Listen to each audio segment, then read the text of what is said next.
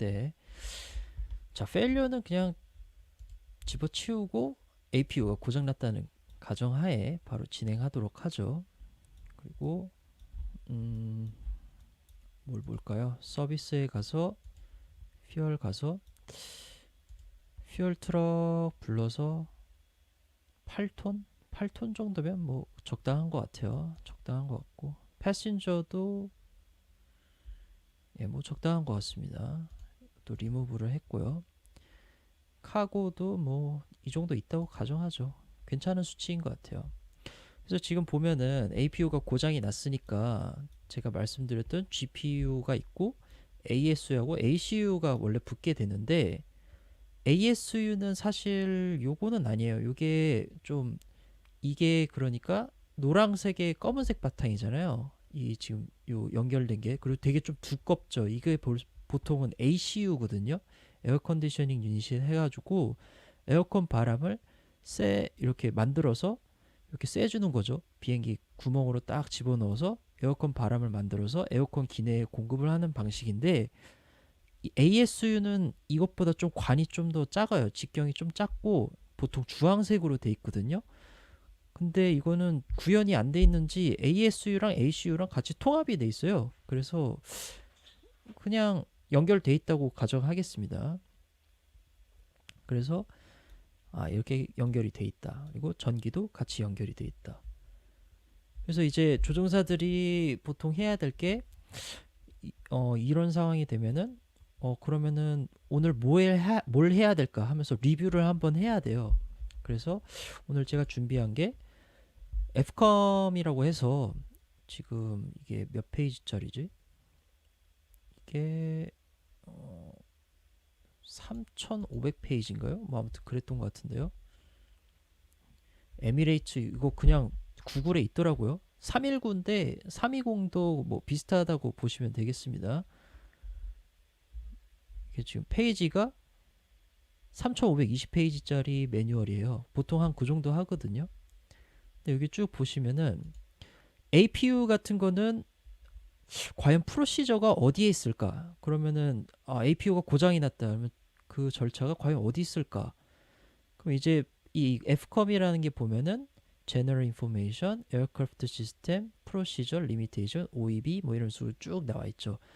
프로시저는 절차에 있겠구나. 자, 절차를 한번 쭉 열어보니까 나오는 게 Abnormal, Normal Procedure, Special Operation, Supplementary Procedure 이렇게 해가지고 총 4개가 있는 걸 확인하실 수가 있어요. 그러면은 APU가 고장이 났으니까 이게 이거 그러면은 앱노말에 있을 거 아닐까? 앱노말이면은 APU가 고장 났구나. 근데 APU는 오토 셧다운밖에 없어요. 그죠? 그래서 보통 APU는 고장이 좀 자주 일어나는 편입니다. 그래서 자주 일어나는 편이니까 요거를 서플리멘터리에 넣어놨어요, 그냥. 그러니까 앱노말 상황이라고 별로 안 보는 거죠. 에어버스에서도 APU는 그냥 뭐 없으면 없는 대로 그냥 알아서 하십시오. 이러면서 서플리멘터리에 넣어놓은 거죠. 그러니까 에디셔널의 개념인 거죠. 약간 좀. 채팅창 때문에 안 보이시는구나. 제가 채팅창을 잠깐만 그러면은 오른쪽에다 두고 할게요. 자, 여기 프로시저 있죠? 프로시저에서 앱노말 말고 서플리멘터리에 있다. 서플리멘터리에서 어디 있냐면 프로 서플리멘터리 70이 이제 보통 번호가 있는데 70번이 엔진과 관련된 거예요. 그래서 이렇게 쭉 보시면은 엔진 스타트 위드 external pneumatic power 해가지고 요렇게 정리가 돼 있는 것을 보실 수가 있습니다. 그래서 보통 이제 APU가 페일이 됐다 그러면은 보통 요거를 많이 해요. 그래서 요거를 다시 채팅창을 옮겨서 보도록 하겠습니다. 그리고 제가 이게 좀 채팅창 자체가 잘 안 보여서 저는 이거 구글 채팅창을 또 따로 써야 되거든요. 그래서 요것도 같이 껴놓을게요. 그래서 보시면 이제 엔진 스타트 위드 익스터널 뉴매틱 파워 해가지고 이제 조종사들이 리뷰를 합니다. 이거를. 그래서 before connecting external pneumatic power, pack 1 and 2 off 해야 되는데 이미 벌써 연결해 버렸죠. 자, 그러면 이걸 똑같이 따라하도록 하죠. 그래서 pack 1 and 2 off를 합니다. 는 어디 갔죠? explain. 자, 팩 시스템, 팩이 하이드롤릭 퓨얼이 있고 일렉이 있고 에어 컨디션이 있죠. 에어 컨디션에서 팩 1 and 2를 각각 오프를 해줍니다. 그래서 to prevent pack contamination 해가지고 이렇게 나와 있고요. before start에서는 APU bleed 오프. 이미 APU가 고장이 났으니까 APU 키지도 않았으니까 이거는 오프가 돼 있겠죠, 당연히. engine bleed both engines 오프 이렇게 돼 있습니다. 그래서 여기도 마찬가지로 에어 컨디션으로 가서요. 그러면 엔진 1, 엔진 2 블리드가 있죠. 요거를 각각 오프를 합니다. 그리고 크로스 블리드 오픈 이렇게 돼 있죠. 자, 크로스 블리드는 버튼이 아니고 노브로 돼 있는데 요거를 오픈 포지션에 딱 둡니다. 자, 이거는 이제 여기까지만 딱 끝나는 거예요. 그리고 클리어 투 스타트는 이제 나중에 시동을 걸 때 바로 하는 거죠. 그래서 시동 걸 때 요 절차를 하면 되는데 리뷰만 하자면 스타트 엔진 투 퍼스트네요. 그리고 만약에 필요시에는 엔진 1을 시작할 수도 있다. 이런 식으로 나와 있습니다. 그래서 보통은 엔진 2부터 먼저 시동을 걸어요. 그래서 엔진 2를 시동을 딱 건 다음에 이제 만약에 뉴매틱 파워로 엔진 1을 걸 거면은 요걸 보고 만약에 뉴매틱 파워를 쓰지 않고 크로스 블리드로 엔진 스타트를 할 거면은 요 절차를 따르십시오. 이렇게 해서 두 개가 있습니다. 그죠? 그래서 저는 오늘 하는 것이 엔진 2가 걸리고 나서는 크로스 블리드로 요 절차를 수행을 할 거예요. 그래서 request removal of external pneumatic power unit 해서 일단 바깥에 있는 뉴매틱 파워를 다 치워달라 이렇게 얘기를 하는 거고요. 팩 1 and 2 on, 엔진 2 bleed on, 크로스 블리드 엔진 스타트 프로시저 for 엔진 1 apply 이렇게 돼 있습니다. 이걸 찾아야겠죠. 요 절차가 찾아야 되는데 이거 하이퍼링크가 되네요. 신기하다. 근데 이게 이 바로 뒤가 요거까지 읽으셔야 됩니다. 참 요거 하고 그 다음에 external power check avail, external power disconnection request 이렇게 하고 그 다음에 바로 뒷페이지가 크로스 블리드 엔진 스타트 그러니까 바로 붙어 있죠. 네, 엔진 2가 오른쪽이에요. 네. 네, 그렇습니다. 그러니까 이 지금 시스템적으로 보시면은 요걸 SD 페이지죠. SD 페이지에서 가가지고 프레셔가 아니고 블리드를 보시면은 이제 이 팩에 유입되는 것까지 다 막는 거죠. 그러고 나서 이 바깥의 공기를 이용해서 요걸 이용해서 이제 그 하이 프레셔의 그 터빈을 돌려서 엔진을 이제 구동을 하게 됩니다. 나중에 쭉 보시면 될 것 같아요. 그래서 이렇게 한다. 일단 뭐 준비는 다 됐다고 치고 크로스 블리드까지 다시 리뷰한 다음에 또 진행할게요. 그래서 비포 스타트에서는 이제 APU 블리드는 오프하고 엔진 블리드 러닝 엔진 이거 나중에 켜진 엔진 쪽이죠. 엔진 2가 되겠죠. 그래서 체크 온 돼 있는지 확인하면 되겠습니다. 그래서 나중에 시동 걸리고 나서 이 블리드 2를 온을 하면 되겠죠. 그리고 엔진 리시빙 엔진이죠. 이건 엔진 1이고 요거는 오프가 돼 있어야 되고 크로스 블리드는 계속 오픈된 상태일 겁니다. 그래서 클리어 투 스타트 하면은 여기서 약간 독특한 게 이제 그 다른 쪽 엔진에서부터 크로스 블리드를 받아서 쓰는 거죠. 그러니까 블리드를 받아서 쓰는데 이 압력이 어느 정도 일정 이상 필요합니다. 엔진 시동을 걸기 위해서. 근데 여기는 30 psi 그리고 at least 25 during start sequence라고 돼 있거든요. 이게 무슨 말이냐면 처음에 크로스 블리드를 쓸 때 30 psi가 있어야 되고 계속 시동 거는 중에는 25 psi가 필요하다 이거거든요. 근데 이거는 경험상인데 소리가 작아요? 잠시만요. 마이크 소리가 작다는 건가요? 아니면 저기 그 다른 소리가 작다는 건가요?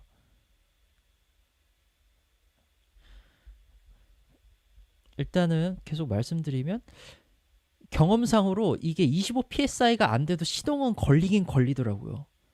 한번 해본 적이 있어요. 그래서 저거를 모니터를 한번 해본 적이 있는데 크로스 블리드를 하면서 이게 N1은 40% 넘지 말라고 그러잖아요. 그래서 N1 40%를 넘지 않은 상태에서 하려고 하다 보니까 25psi가 안 되는 거예요. 그래서 이거 어떻게 하지 하다가 그냥 그대로 놔둔 거죠. 그래서 쭉 보니까 한 10, 20 psi 간당간당하게 유지를 됐었는데, 근데 시동이 걸리긴 걸리더라고요. 근데 좀 이렇게 빠릿하게는 안 되고 이렇게 서서히 시동 걸리는 느낌이 좀 들었습니다. 그러니까 엔진 자체 매뉴얼은 물론 이렇게 써 있지만 이 값보다 조금 낮아도 시동은 걸릴 수 있다. 예, 이렇게 되는 거죠. 네, 뭐 아무튼 그렇게 돼가지고 뭐 노트 사항도 있고 이렇게 되는데, 이제 엔진 시동이 걸리고 나서는 스러스터 레버를 다시 아이들로 두고 크로스 블리드를 오토로 두고 엔진 블리드 리시빙 엔진을 온을 하고 팩을 다시 켜서 이제 끝나게 돼 있습니다. 그래서 여기서 보면 이제 이 30psi를 만들기 위해서 엔진의 스러스터 레버를 이용해서 이렇게 쭉 증가를 시킬 수가 있어요. 여기 엔진의 스러스터 레버 이쪽을 이렇게 증가를 시키는 거죠. 여기서 이거 왜 또 하나만 움직이지? 근데 요거를 너무 많이 증가시키면은 아까처럼 이렇게 데미지가 생길 수 있기 때문에 뭐 뒤에 있는 사람이나 혹은 뭐 FOD 같은 관련해 가지고 문제가 생길 수 있잖아요. 그래서 이거는 40%를 넘지 말아라 N1 이렇게 적혀 있습니다. 네, 이렇게 리뷰가 됐으니까 이제 대충 어떤 식으로 하겠다, 이거는 지금 머릿속에 그냥 있는 거죠. 그래서 요거를 리뷰를 하고 그 다음에 진행을 하는 게 좋습니다. 그래서 이렇게 쭉 날아가 버렸네요. 근데 이거 스러스트 레버가 갑자기 또 지가 알아서 리버서가 돼 버렸네요. 이거 잘 제가 못 하겠더라고요. 이거 뭐 가끔씩 저렇게 되는데, 일단 한번 시동 걸고 나서 한번 보도록 하죠. 자, 슬라이더 암 돼 있고, 요거는 MCDU 셋업 안에서 그렇죠. 자, MCDU 셋업 보시면은 내부 데이터는 지금 커런트 하고요. 이닛 페이지 가서 RKJY, RKSI 이렇게 넣겠습니다. 플라잇 넘버 AIB 320, 코스트 인덱스는 35 정도 넣을까요? 그리고 크루즈 알티튜드 글쎄요, 이거는 3만까지 올라간다고 할까요? 자, 디파처 여기 기상 보려면은 또 여기서 플러그인으로 봐야죠. RKJY 잘못 눌렀네요. 오랜만에 하니까 이거 어떻게 해야 되는지 다 까먹었어요. 미타로 한번 볼까요? 미타 없네요.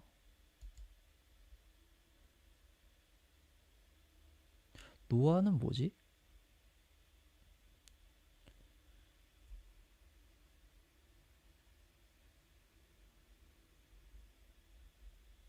자, 나왔네요. 2401. 뭐 윈드캄이니까 35로 뜨도록 하겠습니다.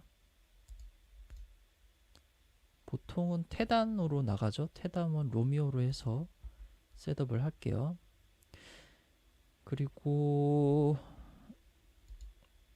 자, 요걸 플라이 플랜 페이지로 잠깐 보면은 이렇게 해서 RKJY에서 테단 이렇게 돼 있죠.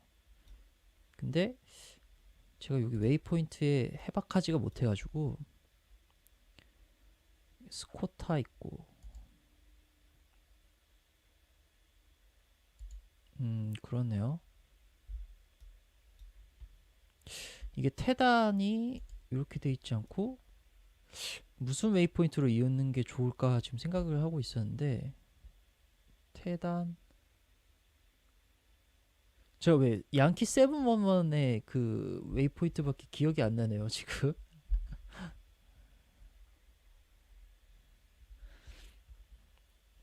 어떤 게 가깝죠 테단이랑? 이거는 직접 또 내비그래프 차트를 보던가 아니면은 광주로 갈까요? 광주면 사물인가요? 스카이 벡터로 봐야 될 것 같은데. 잠시만요. 스카이 벡터로 볼게요. 준비가 잘 안 된 점 양해 부탁드립니다. 자, RKJY 찍어 놓고요.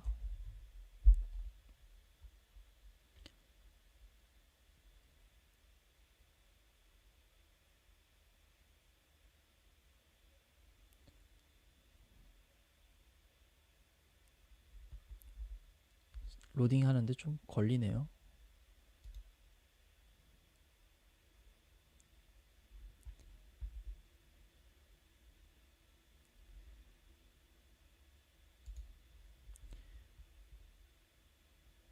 아니면 그냥 카민 넣고 쭉 볼까요?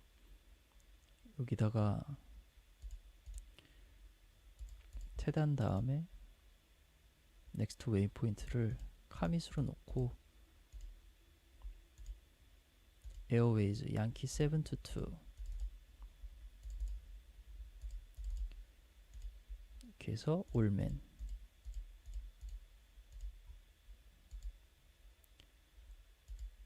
이렇게 해서 보면은 카밋에서 사물 맞네.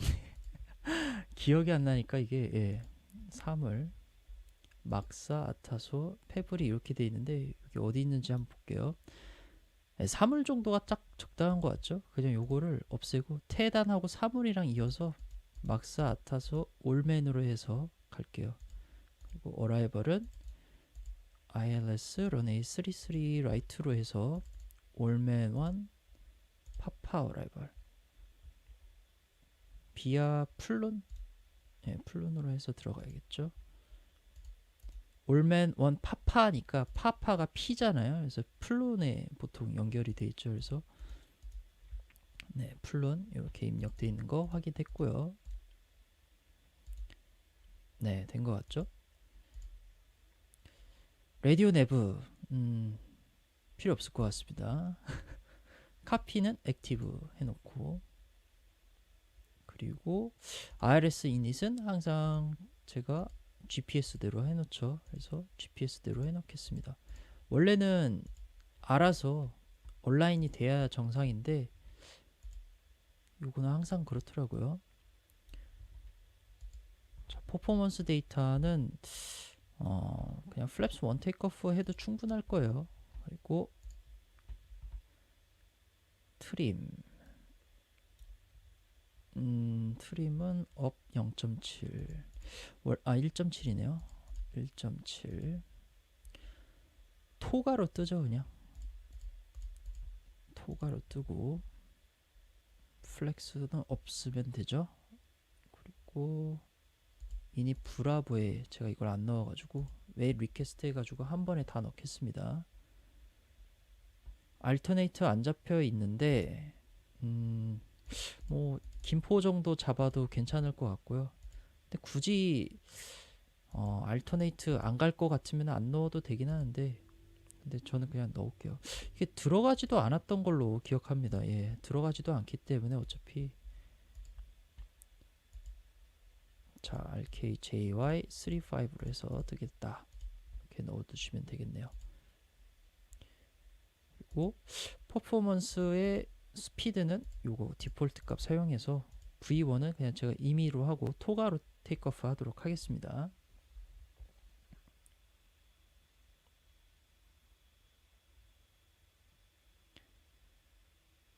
자 그러면은 얼추 된 것 같죠? 셋업이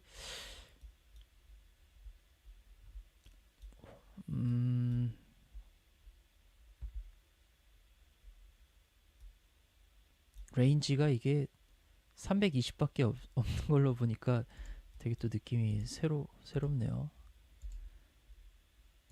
자 3만 비트 3만까지 굳이 올라갈 필요는 없어 보이긴 하네요.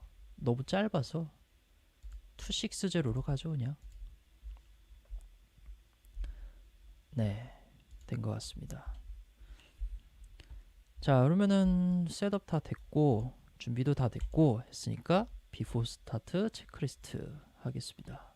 그래서 자 비포 스타트 체크리스트 수행하면은 첫 번째가 아이고 전화기가 떨어져서 카피 프레퍼레이션 준비 다 됐죠? 네. 네, complete. Gap in the covers. Remove signs. on and auto. ADRS.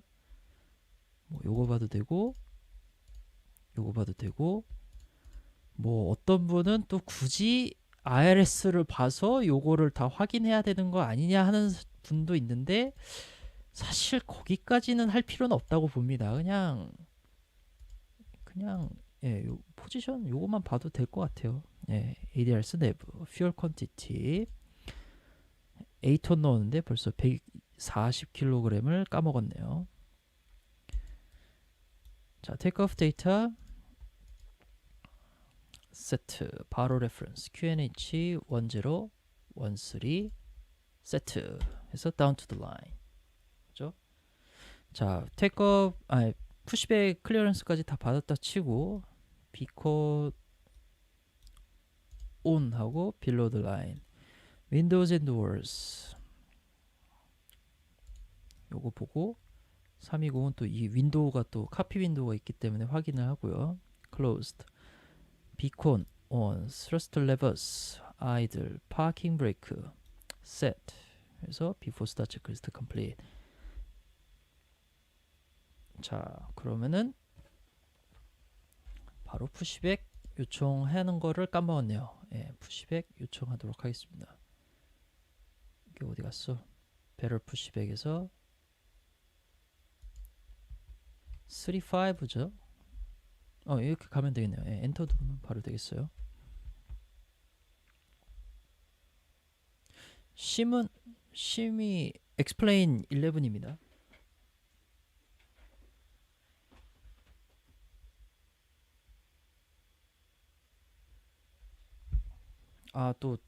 질문 제가 참 이게 설명만 하니까 채팅을 잘 못 보네요.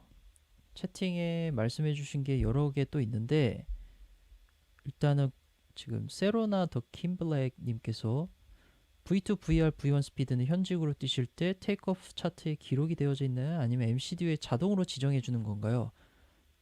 그거는 이제 항공사가 가지고 있는 자원에 따라 다른 것 같아요. 그래서 만약에 테이크오프 차트 종이로 된 게 있다 그러면 종이로 봐가지고 표로 환산해가지고 아니면 계산을 해서 이제 그 V1, VR, V2를 계산을 합니다.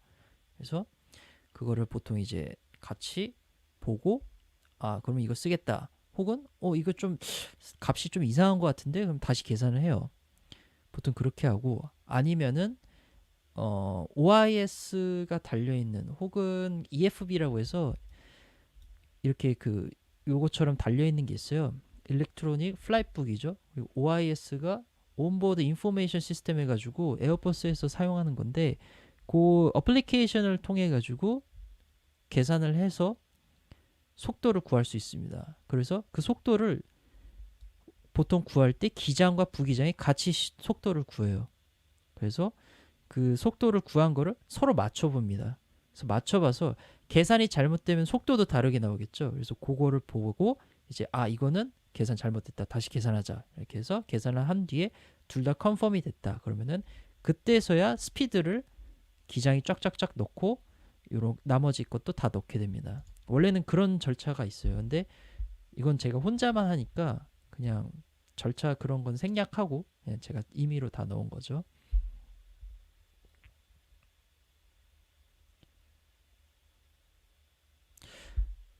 리스트릭티드 테이크오프 차트요?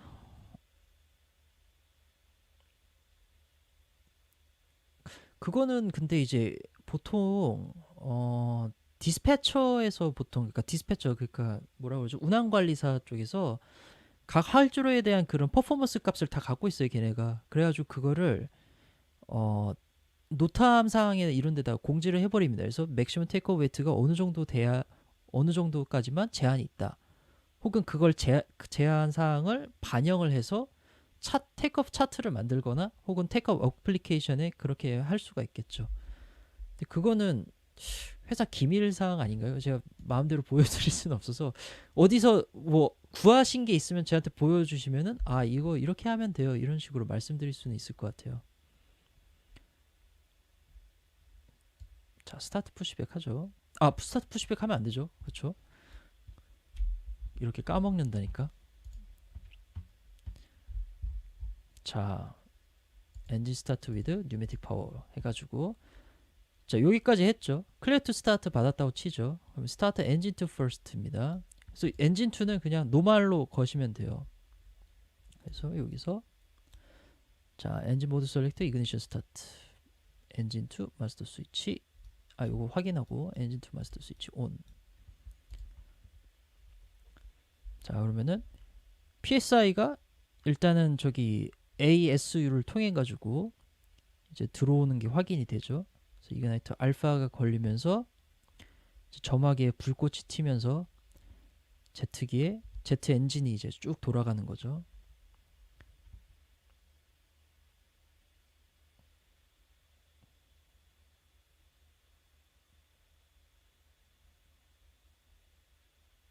오버헤드에서 플랩 모드 오프하면 원래 플랩 내려가면 안 되죠 라는 말씀이, 혹시 요거 플랩 모드인가요? 자, 잠시만요. 자, 마스터 코션 떴긴 했는데 이거는 지금 자연스러운 겁니다. 엔진 2, 1 and 2 블리드로 지금 5% 했기 때문에 그런 거고요. 자, 이거는 해고. 자, 블리드 이거는 보통은 안 뜨는데 이거는 신 문제인 것 같아서 그냥 클리어만 시켜 놓을게요.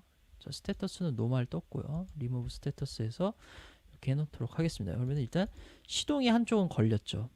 자, 그럼 시동이 한쪽이 걸렸으니까 컨티뉴 프로시저 하도록 하겠습니다. 그래서 엔진 2 스타티드가 됐죠. If the crossblade engine start procedure is used for engine 1, request removal of external pneumatic power unit 해서 보통 어떻게 연락을 하냐면 요 인트에다 두면은 이제 그 밑에 있는 정비사랑 같이 연락을 할 수 있습니다. 그래서 여기서 이제 기장님이 저기 그 시동 잘 걸렸으니까 뉴매틱 빼주십시오 이러면은 여기서 이제 빼주게 됩니다. 그래서 그라운드 파워랑 에어스타트 유닛도 보통 다 빼버려요. 보통 근데 말하기 전에 이미 벌써 빼버린 경우도 있더라고요. 심심치 않게 그런 경우가 있어요. 근데 아무튼 뭐 그렇습니다. 자, 익스터널 파워 체크 어베일 돼 있는데 그걸 제가 확인을 안 했네요. 사실 원래 그걸 먼저 확인을 했어야 되는데, 근데 이거 좀 독특하게 돼 있다. 익스터널 파워를 왜 체크 어베일이 뒤에 있지? 이거 리퀘스트가 뒤에 있으니까 그러네요. 일단 뉴매틱 먼저 빼주고 그 다음에 GPU 제거인데 이걸 동시에 해버려가지고,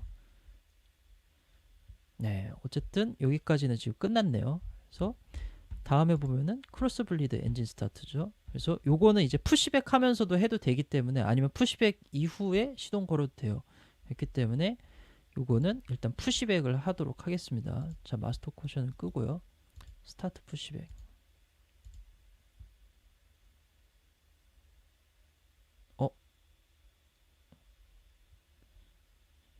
설마 아직 안 오는 건가? 아직 안 붙었구나. 그러면은 저 붙을 때까지만 사용해 볼게요. 자, 크로스 블리드 엔진 스타트, 비포 스타트, APU 블리드 오프. 이건 뭐 당연히 오프 됐고, 엔진 블리드 러닝 엔진 체크 온. 자, 체크 온을 한번 봅니다. 그래서 엔진 2가 러닝을 하니까 요거를 온을 시키는 거죠. 그래서 체크 온 돼 있습니다. 자, 그리고 리시빙 엔진은 오프 돼 있어야 되죠. 그래서 오프 돼 있는지 확인하고, 그리고 크로스 블리드는 오픈 돼 있는지 확인하고, 오픈 돼 있죠. 자, 그래서 지금 보면은 기본적으로 아이들 상태인데 30psi니까 네, 그냥 시동 걸어도 되겠죠. 자, 그럼 시동 그냥 걸립니다. 엔진 온 이렇게 하면은 여기도 마찬가지로 이제 크로스 블리드가 되는 거죠. 이제 다른 쪽 엔진, 넘버 2 엔진에서부터 블리드를 받아서 시동을 거는 겁니다. 블리드 페이지를 보시면은 이렇게 크로스 블리드가 열려 있어서 요 엔진에서부터 받아서 지금 시동을 걸고 있는 거죠. 이런 식으로 지금 진행이 되고 있는 거죠. 그래서 만약에 이 시동을 지금 걸고 있다가 요거를 숏으로 두면은 이게 시동이 당연히 안 걸리겠죠.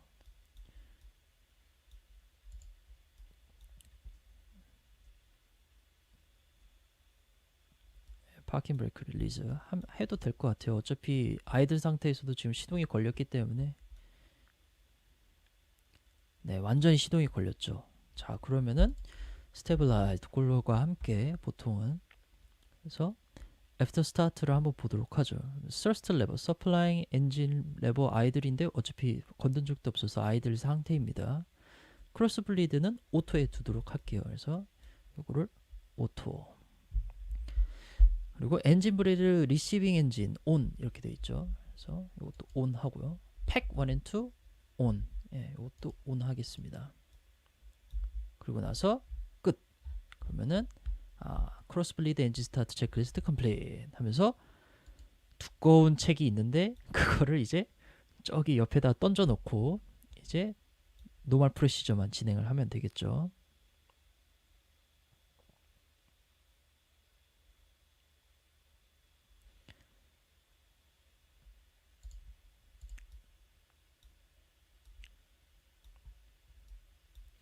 다소 좀 버벅이더라도 좀 감안을 하고 봐주셨으면 해요. 제가 휴가를 갔다 와가지고 이게 지금 감이 너무 많이 떨어져 있는 상태라.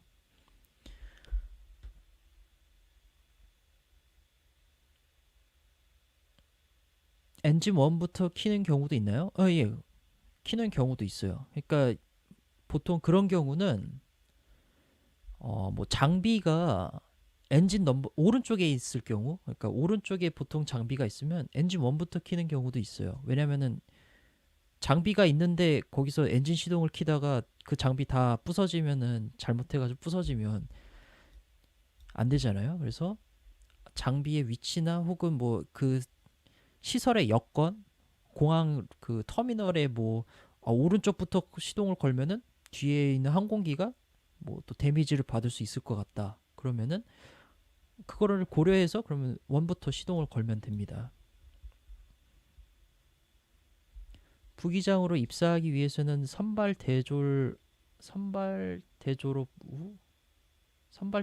후 이건가요? 자, 파킹 브레이크 셋하고요. 네, 스탠바이 하도록 하겠습니다. 300시간 채우는 게 좋을까요? 아니면 공군 조종을 가는 게 좋을까요? 글쎄요. 공군에서는 보통 단점이 뭐 워시아웃이라고 해가지고 이렇게 어느 일정 그 수준이 미달이 되면은 가차없이 떨어집니다. 근데 이제 보통 민간에서 배우면은 그런 일은 진짜 별로 없는데 종종 일어날 수도 있지만 근데 그 확률적으로 봤을 때는 군에서가 좀 더 빡센 것 같아요. 근데 이제 문제라기보단 군에서 보통 제대로 하면은 항공사에서는 되게 높게 쳐주기 때문에 그게 좋습니다. 좋다고 봐요. 그래서 장단이 있는 것 같아요.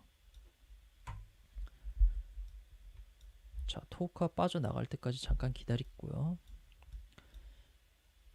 자, 나머지 절차 수행하도록 할게요. 그래서 APU가 없다 보니까 이게 없어서 되게 썰렁한데 자, 시동이 완전 걸렸으니까요. 그러면은 플랩 1 내리고 피치 트림도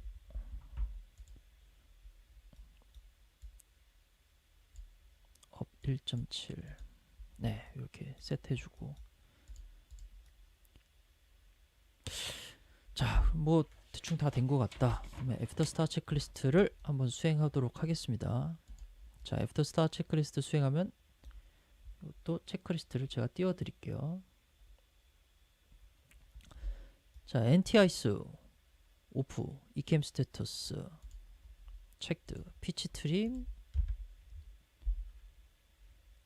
1.7 업 돼 있죠. 러더 트림 제로, 애프터 스타 체크리스트 컴플릿. 자, 플라이 컨트롤 체크까지 다 하고 가겠습니다. 자, 플라이 컨트롤 체크, 엘리베이터스, 에일러런 네, 다 이상 없고요. 그리고 러더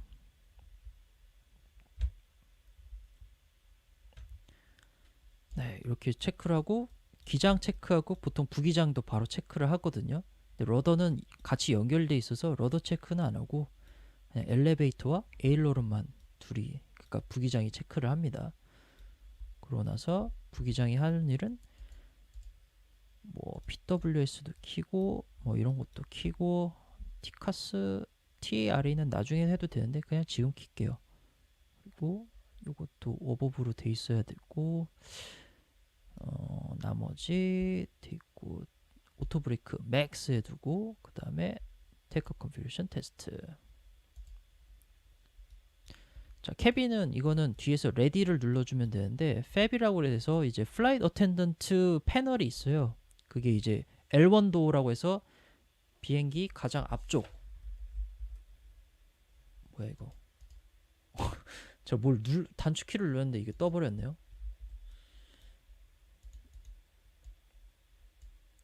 캠?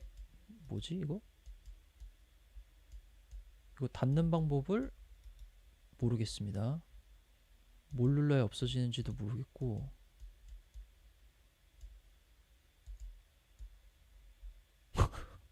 닫는 방법을 몰라가지고. 자, 일단 한번 볼게요.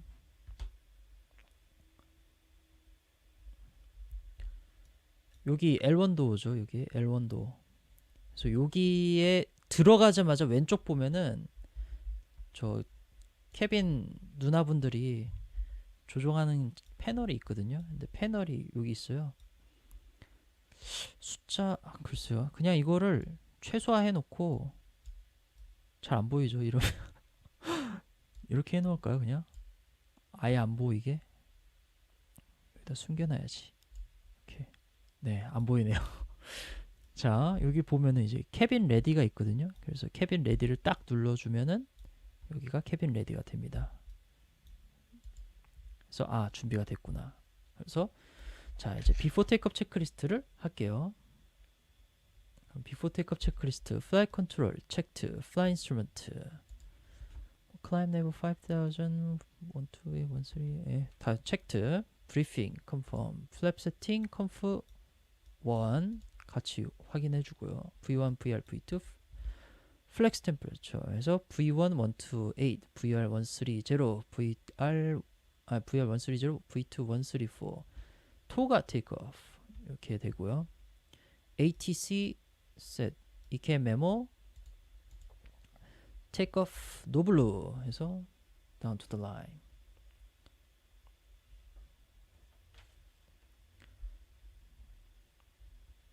희망퇴직이요? 희망퇴직 조종사에선 별로 그런 거 안 할 텐데. 리버스 토글이요? 토글 리버스랑은 관련이 없는 것 같아요 지금. 그러니까 한쪽 스로틀만 지금. 됐다.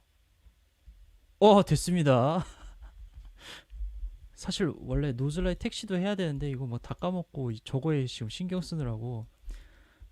됐네요. 됐다.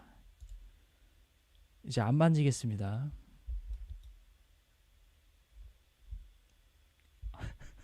뭐 어떻게 했는지도 모르겠어요. 그냥 알아서 됐어. 그래서 그냥 갈게요. 다행이네요 진짜. 지금 얼마나 시간이 흘렀죠? 어이구, 벌써 1시간 됐네.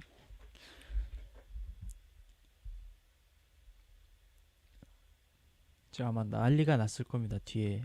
지금 이거 왜 비행기 안 뜨는 거죠 지금?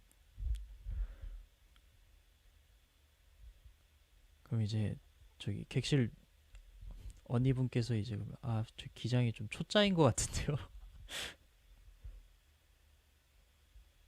블라인드 많이 하시냐고요? 블라인드 하는 사람 있어요. 저도 가끔 봅니다. 근데 재밌는 것 같아요. 뭐 이런저런 얘기 많이 나오죠. 블라인드 같은 거 보면 또 질문도 많이 하시더라고요. 특히나 타항공사는 아니죠. 그러니까 타 대기업 다니시는 분이나 아니면 공무원 분들께서 지금 제가 나이가 몇인데 지금 비행을 해서 뭐 할 수 있을까요? 뭐 이런 거, 그런 거 글도 보면 이제 이미 벌써 보면 댓글 다 달려 있어요. 그래서 그거 보는 재미도 또 있는 것 같고요.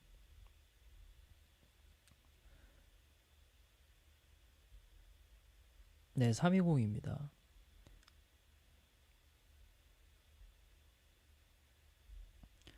클리어 포 테이크업 됐다 하면 클리어 포 테이크업 하면은 라이트를 다 켜고요. 사인 주고요.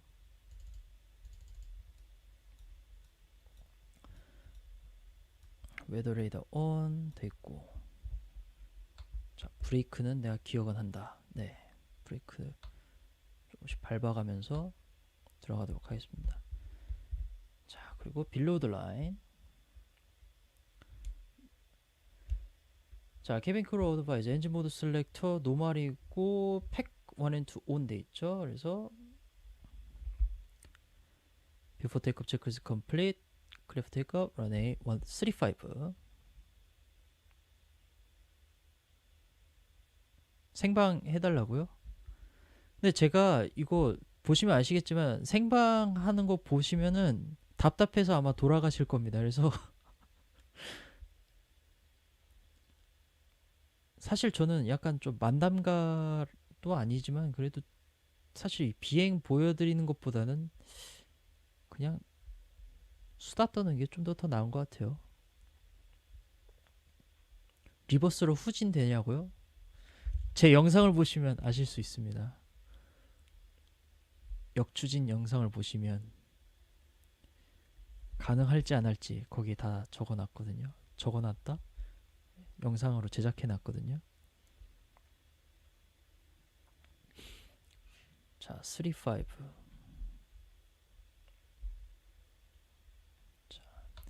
자, 정대를 잠깐 해놓고 잠시만요.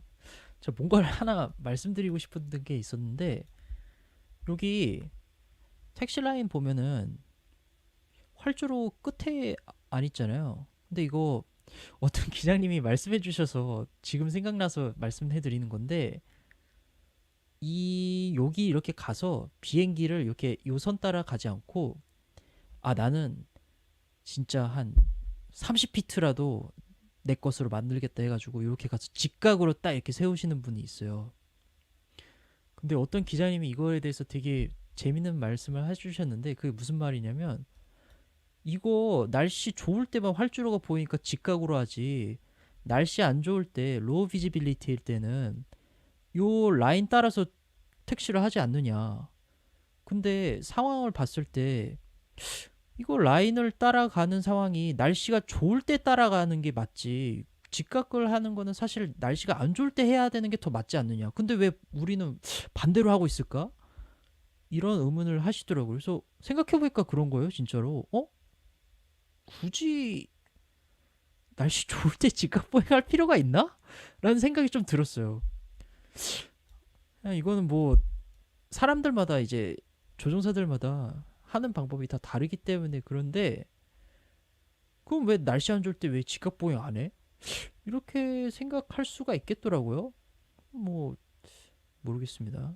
저도 그래서 그거 듣고 나서는 좀 직각 보행 안 해요. 생각해보니까 굳이 할 필요도 없고 퍼포먼스 구할 때 이미 벌써 그런 오차도 다 계산이 돼 있는 상태이기 때문에 어쨌든 잡설이 길었습니다. 자 테이크오프 하도록 하죠. 자 스틱 핫포워드 하고요.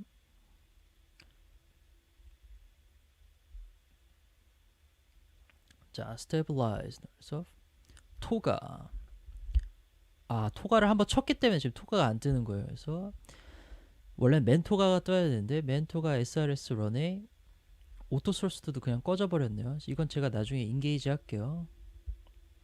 아까 토가를 쳤다가 아이들로 둬서 그렇습니다. V1 로테이트. 이게 피치가 확 올라가네요. 포지티브 클라임 기업. 네브. 자 V2 플러스 10나트 유지하기 위해서 피치를 좀 더 들겠습니다.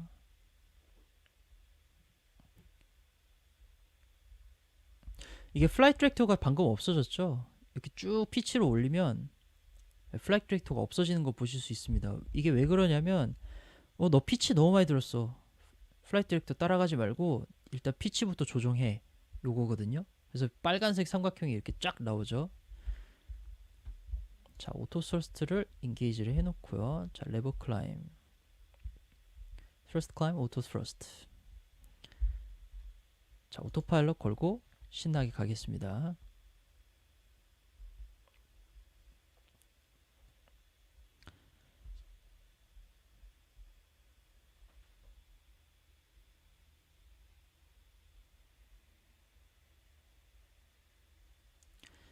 자, climb 떴고요. 이제 증속을 하기 시작하죠.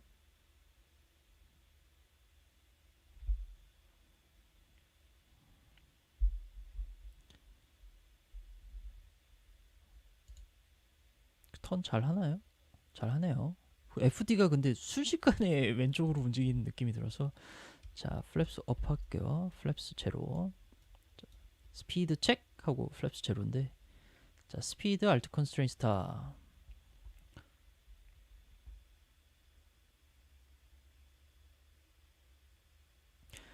원래 암이 돼 있어요. 원래 암이 돼 있는데 제가 그라운드에서 아까 스러스트 레버가 고장 나가지고 이리저리 하다 보니까 토가를 쳤다가 아이들로 끊었는데 아이들로 끊어지면은 에어버스가 알트 컨스트레인 에어버스가 어떤 로직이 있냐면요.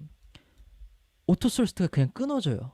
그러니까 오토 스러스트를 끊는 방법이 여러 가지가 있는데 요거를 눌러서 끄는 방법은 있는데 이거 훈련 중에 요걸로 끄면은 뒤에서 교관이 뭐라고 할 정도로 이거는 레커멘드가 돼 있지 않습니다. 그러면 뭐 어떻게 끄냐? 오토 스러스트는 요걸로 끄어요. 요 빨간색 버튼 누르면.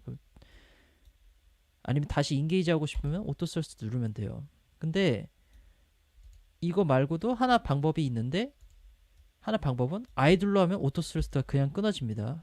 스러스트 레벨을 아이들로 한번 더 볼게요. 없어졌죠. 오토 스러스트가. 그죠?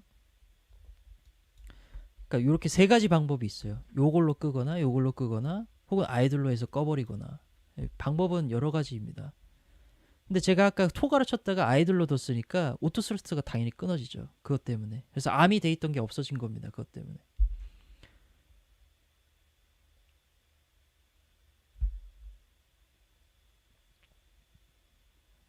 네. FCU에서 이거 근데 이걸 눌러서 꺼지긴 꺼져요.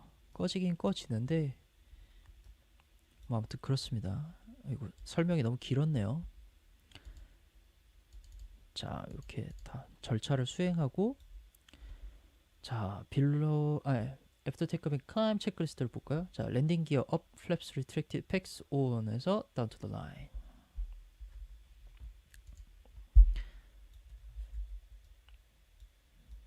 네, 5000피트 잘 유지하고 있고요.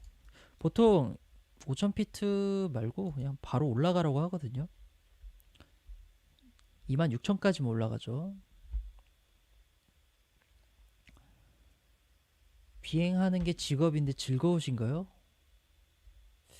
그렇죠. 예, 뭐 재미는 있습니다. 제 생각엔. 예, 재미있고 사실 이런 직업이 흔치는 않잖아요. 그죠? 근데 해외를 갈 수 있는 직업군 중에 제일 빨리 갈 수 있는 직업군이지 않습니까? 그래서 나름 메리트가 굉장한 것 같아요. 그것만 봐도. 플랩 어디 있냐고요? 플랩 보여드릴까요? 플랩 여기 있죠? 이렇게 플랩. 요 위에가 이제 그 스피드 브레이크 혹은 스포일러라고 해서 이게 이렇게 딱지가 있는데 여기 이렇게 위로 올라갑니다.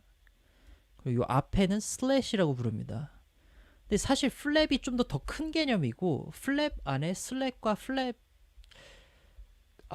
뭐라고 해야 될까요? 이게 리딩 엣지 플랩이고 여기가 트레일링 엣지 플랩인데 슬랫은 그 리딩 엣지 플랩의 종류 중 하나예요. 근데 이거를 그냥 요즘은 약간 인식이 앞에 있는 건 슬랫, 뒤에 있는 건 플랩, 그리고 요 가운데 있는 건 스포일러 이런 식으로 그냥 가는 것 같더라고요. 현직 기장님이신가요? 기장은 아니고 부기장입니다.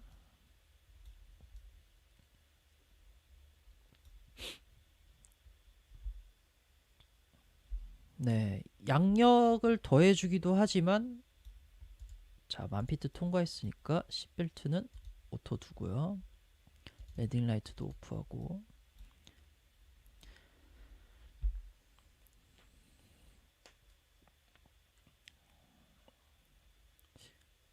근데 이제 저도 생각을 좀 해봤는데 플랩이라는 게 과연 무엇일까? 플랩이라는 장치가 과연 무엇일까? 생각을 한번 해봤는데 글쎄요. 근데 플랩이라는 게 양력도 증가하지만 에어버스를 타다 보니까 플랩은 드래그의 개념이다. 약간 좀 그런 식으로 많이 갔어요. 저는 지금. 그러니까 양력이 발생하는 거는 양력이 생기는 것만큼 드래그도 같이 생기기 때문에 보통 보면은, 그래서 드래그가 생긴다는 거는 항력이 많다는 거고 저항력이 있다는 거니까 저속에서 비행이 가능하고, 또 플랩의 장점은 뭐 다들 아시겠지만 여러 가지가 있죠. 근데 저에게 있어서 플랩이란 하면은 딱 한마디로 정의를 해보세요 이러면은 드래그 딱 이렇게 되는 것 같아요. 저는 지금 생각이. 네. 항공사는 노코멘트 하겠습니다. 이건 제 폴리시라서.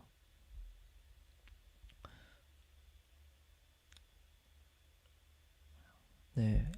그러니까 제가 양력 동영상을 만든다고 꽤 전부터 공지를 해드렸는데, 이 양력이라는 게 공부하면 공부할수록 진짜 어려워요. 근데 어려운데 이거를 이 저는 이제 그 영상 같은 거 만들 때 여러 가지 보면서 일단 트랜지션 해야죠. 말하면서도 할 건 다 해야 됩니다. 조종사는. 자, 트랜지션, 스탠다드 셋, 그래서 빌로드 라인, 바로 레퍼런스, 스탠다드 셋, 그래서 after takeoff climb check is complete. 무슨 얘기하고 있었죠? 플랩 얘기하고 양력 얘기하고 있었죠. 근데 아무튼 그 제가 영상을 만들 때 다 이렇게 자료를 짜 맞춰가지고 이제 스크립트를 짜는데, 이렇게 스크립트를 짜다 보면은 자꾸 문어체가 되는 거예요. 그래가지고 막 너무 마음에 안 들어가지고 그 스크립트를 짜면은 보통 한 수정 작업을 꽤 많이 거쳐요. 그래서 양력은 제가 지금 건드려 봤는데 이 스크립트가 이미 벌써 양이 장난이 아니에요. 그래서 이건 도저히 안 되겠다. 일단 다른 것부터 만들자. 그래가지고 지금 다른 영상부터 계속 만들고 있습니다. 근데 양력은 아직 그 포기는 하진 않았어요. 그러니까 올해 안에 뭐 두세 개 정도는 만들 수 있을 것 같아요. 오늘 되게 질문이 많은데요. 89명.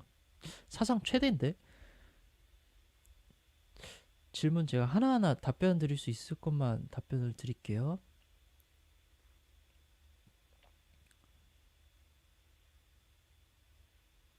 조종사는 일이 많다. 그쵸. 근데 일 끝나고 바로 퇴근이니까 그건 좋은 것 같아요.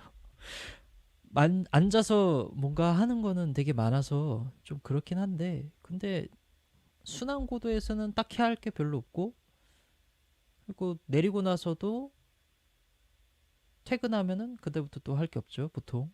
그래서 그건 참 좋은 것 같습니다.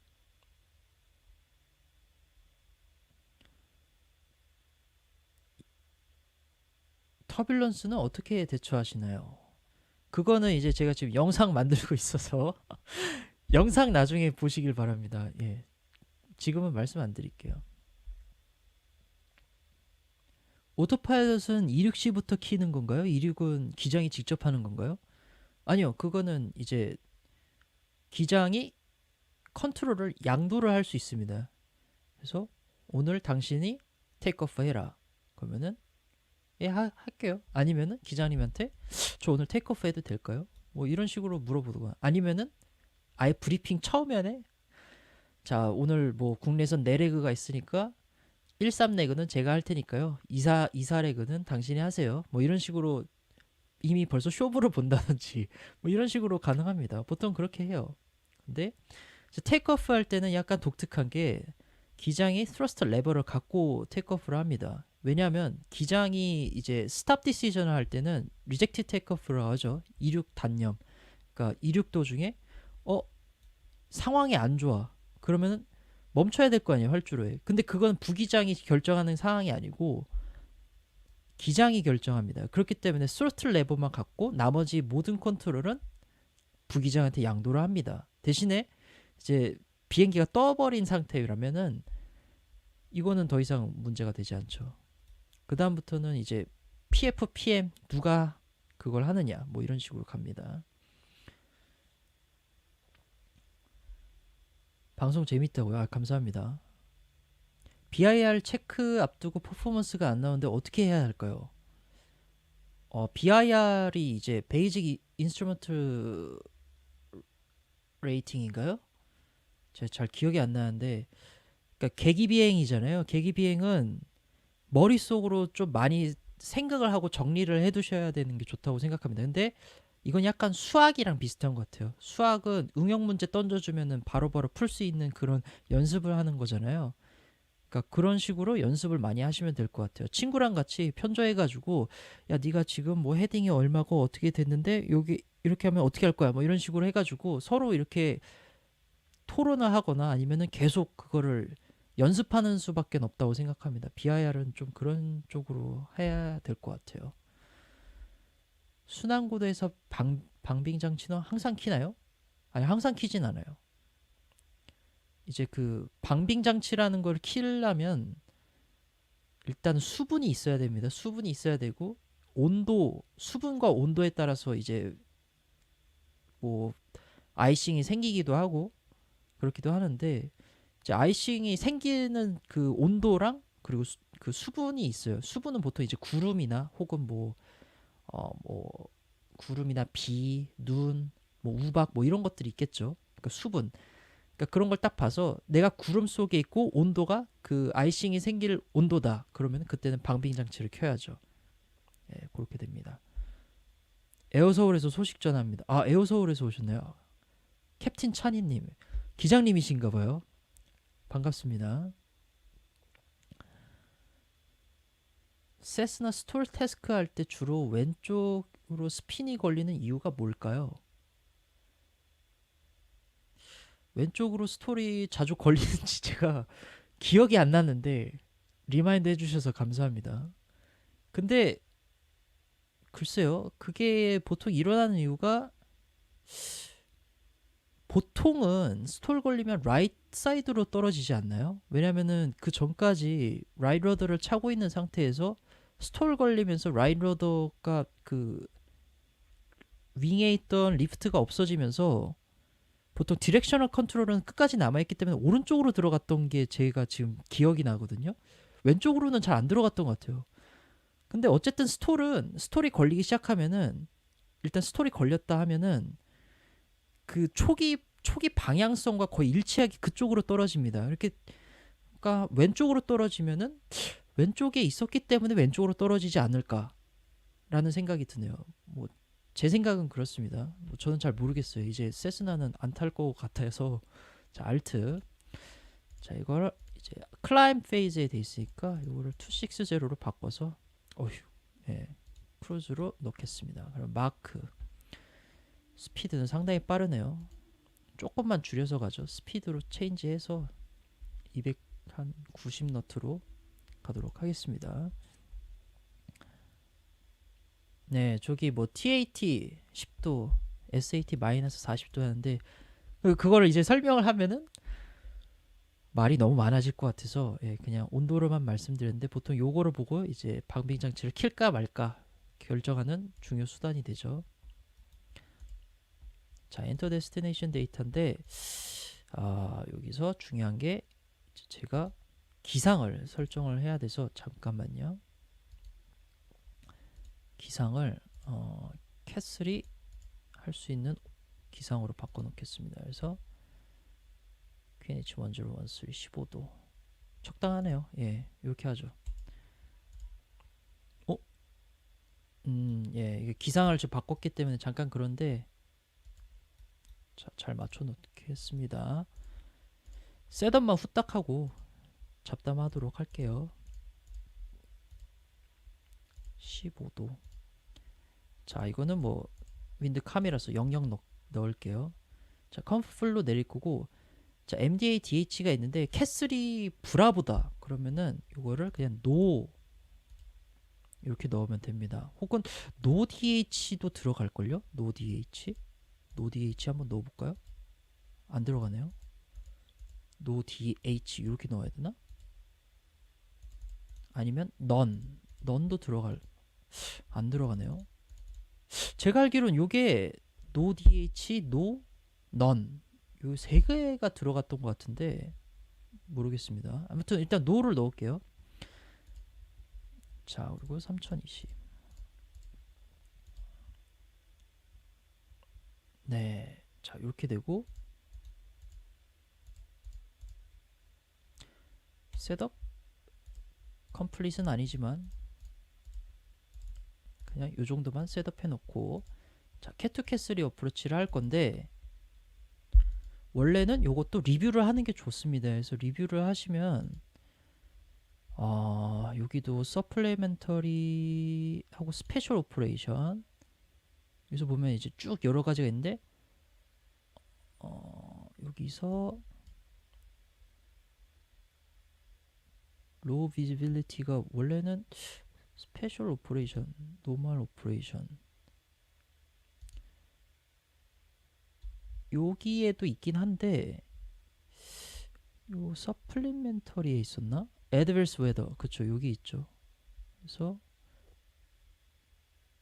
샌드홀 더스트 윈드시어 시비어 컨타미네이티드 못 찾겠네요 갑자기. 이게 저희 회사 매뉴얼이 아니다 보니까 이거 어디 있지? 막 이렇게 되네요 그냥. miscellaneous 여기도 없네요. 보통은 여기에 같이 들어가 있었던 걸로 기억하는데 네, 어프로치 차트 캣2 캣3에도 있긴 한데 네 여기 말씀하시는 거잖아요. 네 이게 설마 캣2 캣3가 안 돼서 이걸 포함을 안 시킨 케이스일까요? 잘 모르겠습니다. 근데 어쨌든 여기 제 기억은 잘 안 나는데 매뉴얼에 안에 있긴 있어요. 근데 제가 못 찾겠어요 지금 어디 있는지. 네. 그래서 그거를 먼저 리뷰를 하고 그 다음에 어프로치 체크리스트 이렇게 하고. 예, 근데 이 매뉴얼은 저희 회사 매뉴얼이 아니라서요. 저는 에미레이츠랑 1도 관계 없는데 저희 회사 매뉴얼을 쓰면 안 되니까 그래서 에미레이츠 걸 가져왔는데 저희 회사 매뉴얼이랑 조금 달라서 어디 있는지 잘 모르겠습니다. 예. 자 어쨌든 리뷰했다 치고 그냥 가도록 할게요. 자 잡담하도록 할까요? 기내 방송 요청합니다. 예, 없습니다. 기내 방송 다 비슷하지 않나요? 근데 뭐 그냥 뭐 손님 여러분 저는 뭐 땡땡땡 기장입니다. 뭐 이러면서 쭉 해가지고 뭐 오늘 항로상 날씨는 어떨 것 같고 뭐 도착 시간 어떻게 됐고 비행 시간은 어떻게 되고 뭐 이런 식으로 쭉쭉쭉 나가죠. 그러다가 뭐 목적지 공항 뭐 날씨는 어떻고 오늘도 뭐 저희 땡땡땡 항공을 이용해 주셔서 감사합니다. 그러면서 조금 있다가 이제 그럼 영화 봐야겠다 하는데 이제 또 이제 영문 방송 나오죠. 그러면 영문 방송 쭉 이렇게 듣고 있다가 이제 끝났다. 그러면은 네, 그럼 영화 보시면 됩니다. 보통 그게 딱 한글 끝났으니까 한글 끝났다 이러고 있는데 예. 승객의 입장은 좀 그렇죠. 그냥 피해 빨리 끝나고 영화 봤으면 좋겠는데 ATC에서 통상적으로 디센허가 나온다. 그렇죠. 예.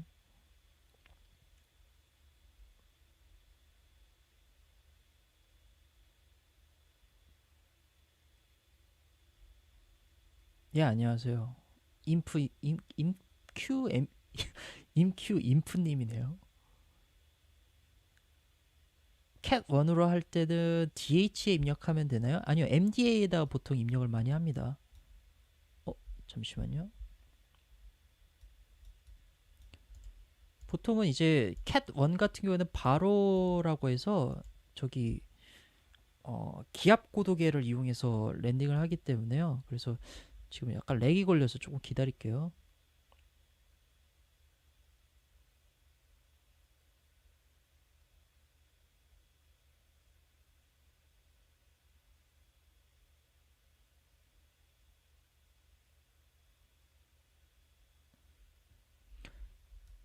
이게 지금 인천이랑 가까워지니까 인천 시너리를 지금 불러오느라고 얘가 지금 정신을 못 차리고 있어요. MDA가 있고 DH가 있는데 이 MDA는 이제 내가 레퍼런스를 쓸 거를 여기 있는 기압 고도계를 쓰겠습니다. 요거 요런 뜻이 되겠고요. DH는 이제 라디오 알티미터라고 해서 비행기 밑에서 이제 전파를 쏴가지고 그 고도를 측정하는 장비가 있습니다. 그래서 이거는 그러니까 비행기가 고도계를 재할 수 있는 방법이 여러 가지가 있는데 그 중에 하나가 라디오 알티미터냐 혹은 기압 고도계를 사용하는 거냐 이렇게 두 가지가 있거든요. 그래서 MDA는 기압 고도계를 이용한 그 미니멈을 설정하는 거고 DH는 라디오 알티미터를 이용한 그 디시전 하이트를 넣게 되죠. 근데 캣3 같은 경우에는 캣3는 이제 고도가 정해져 있긴 한데 캣3 브라보 같은 경우에는 아예 그냥 디시전 하이트가 없다고 보시면 됩니다. 그래서 디시전 하이트가 없기 때문에 노라고 입력하면 돼요. 그래서 이렇게 됩니다. 한번 영어로 기내하는 거 아니요. 영어로 해도 저희 회사 거를 할 것 같아서 그냥 안 하겠습니다. 은연중에 혹시 몰라.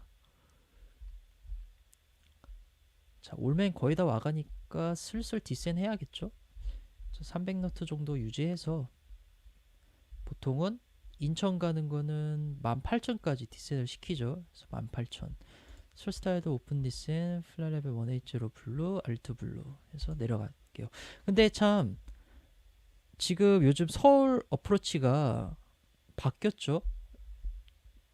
그러니까 제가 마지막으로 그때 방송한 이후에 그 사이에 이제 어프로치 하는 방법이 바뀌었어요. 그러니까 보통 이제 여기서 올맨쯤 가면은 컨택 서울 어프로치 119.75 이렇게 줘요. 그럼 이제 딱 컨택을 하면은 뭐 에어버스 320 서울 어프로치 에어버스 320 어프로치 올맨 플라이 레벨 160 위드 인포메이션 알파 뭐 이런 식으로 딱 줬단 말이에요. 근데 이게 너무 길잖아요. 이걸 한 번에 이렇게 서울 어프로치한테 주는 게. 그래서 이제 관제사들 이렇게 관제사 타워에 뭐 방문해가지고 이렇게 하는 게 있었거든요. 거기 가서 관제사들이 얘기하는 게 이거 그냥 쭉 다 말하지 말고 콜사인하고 웨이포인트 그리고 그 ATIS만 말하세요 이렇게 했었어요. 너무 많으니까 그걸로 막 다른 사람들 얘기해야 되는 걸 다 잘라먹고 막 그랬거든요. 그래서 오케이 이렇게 했어요. 그래서 그 다음부터는 저는 계속 그렇게 했어요. 그러다가 지금은 어떻게 바뀌었냐면 컨택 하면은 여기 수곽에 있죠. 수곽에 보면은 아이덴이 있거든요. 이 아이덴을 딱 눌러서 아이덴하고 에어버스 320 이렇게만 딱 얘기해주면은 알아서 제어를 관제를 해줍니다. 근데 이제 뭐 모니터를 주는 경우도 있어요. 모니터를 주면은 모니터 프리퀀시 하면은 그냥 아이덴트만 누르고 가만히 기다리고 있으면 됩니다. 그러니까 왜냐면 이 서울 어프로치가 너무 붐볐어요. 이 이니셜 컨택 하는 게 너무 길다 보니까 막 벡터 주고 있는데 막 벡터가 레이더 벡터죠. 그러니까 이렇게 막 파이널로 이렇게 막 꽂아주는데 막 크리티컬한 상황에 꼭 그렇게 이니셜 컨택하는 놈들이 있어요. 그러면은 그 사람도 못 듣고 저도 못 듣고 막 그렇게 되거든요. 근데 그거 좀 문제가 많다. 그러다가 제가 저 개인적으로 생각했던 건 아니 이거를 그냥 인천하고 김포를 따로따로 나누자 그냥 왜 안 할까? 11975랑 1242를 인천, 김포 이렇게 나눠서 관리를 하던지 왜 인천, 김포를 서울 어프로치라는 같은 주파수를 써가지고 이렇게 할까? 막 이랬거든요. 잽슨에도 있긴 있어요. 잽슨은 근데 오늘은 제가 로그인을 안 해서 그런데 만약에 나중에 할 기회가 되면은 예, 그렇게 할게요.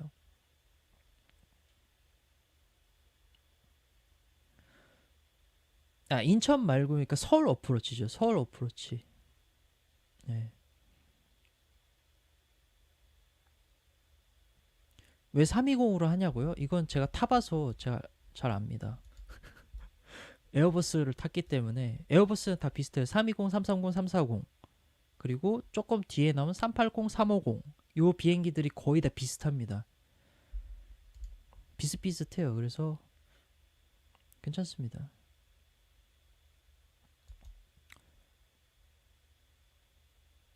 119은 75가 있고 거기에 이제 하나 더 있어요. 1242라고 해서 124.2거든요. 124.2. 요게 이제 요게 서울 어라이벌 프리퀀시인데 어프로치에다가 많이 바쁘면 어라이벌로 줘요.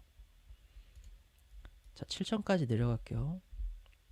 보통은 7000까지 하고 트래픽 없으면 다이렉 플룬 이런 식으로 주거든요. 똑같이 하겠습니다. 다이렉 플룬으로. 솔사이드 오픈디스 세브다전 블루 알트 블루 해서 쭉 내려갈게요. 스피드는 매니지 스피드 두고 지금 좀 많이 높으니까 스피드 브레이크 쓸게요.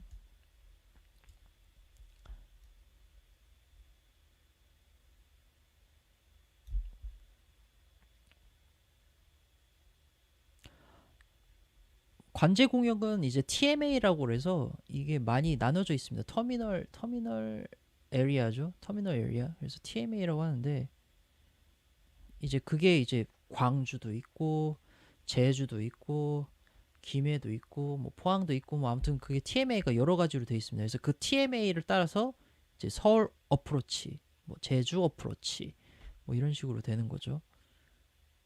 그리고 그것보다 이제 더 위의 개념, 그러니까 위라고 하는 게 이제 항로 이렇게 좀 고고도에 있는 이제 컨트롤이라고 합니다. 그리고 미국에선 센터, 컨트롤 센터에서 센터라고 부르거든요. 미국은.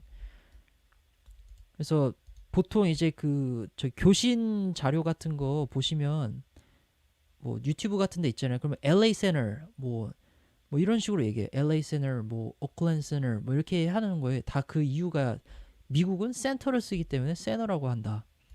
네. 그런 차이가 있습니다. 그런 거 좀 재밌어요. 트랜지션에서 QNH 1013로 해놨어요. 근데 우리나라 보통 아이카오는 다 보통 컨트롤을 많이 쓰고 저기 홍콩 쪽은 레이더를 쓰더라고요. 거기는 좀 독특해요. 홍콩하고 간사이 같은 데도 레이더를 좀 쓰긴 하죠. 홍콩하고 일본 쪽이 좀 가끔씩 보면은 레이더라는 명칭을 쓰더라고요.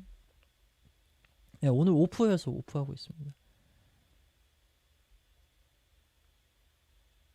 네, 유럽도 예, 뭐 레이더라고 하는 데도 있고 아닌 데도 있는 것 같아요. 뭐 잘 모르겠습니다. 근데 뭐, 예, 맞아요. 센터는 입에 잘 안 붙긴 해요. 근데 그쪽도 세너 하니까 나도 그냥 세너 하고 원래 뭐 ATC가 그런 거 아닐까요? 그냥 당신 하는 거나 그냥 똑같이 따라할래 이거겠죠. 자, 만피트 그냥 사인 줘버리고 왜냐면 구름이 만피트쯤에 있으니까 미리 사인 줘버리고 자, 어프로치 체크리스트를 수행하도록 하겠습니다. 그래서 어프로치 체크리스트. 자, 어프로치 체크리스트 브리핑 컨펌 이캠 스테터스 체크드 시벨트 온 바로 QNH 1013 리셋 MDA 노 DH 엔진 모드 셀렉터 노멀 어프로치 체크리스트 컴플릿. 이제 이게 이 체크리스트도 회사마다 다른데 cat2 cat3 어프로치 체크리스트가 있는 경우도 있어요. 근데 그건 없으니까 뭐 그냥 하죠.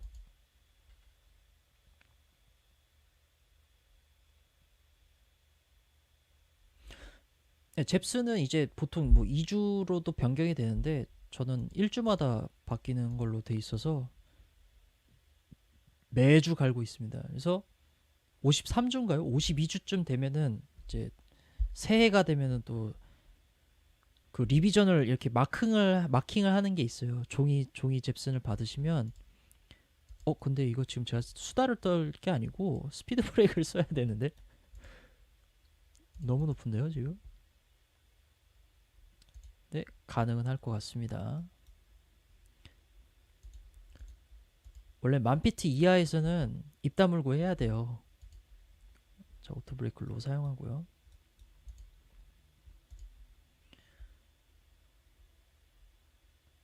근데 오늘 오토 랜딩이니까 사실 제가 뭐 딱히 할 건 없는데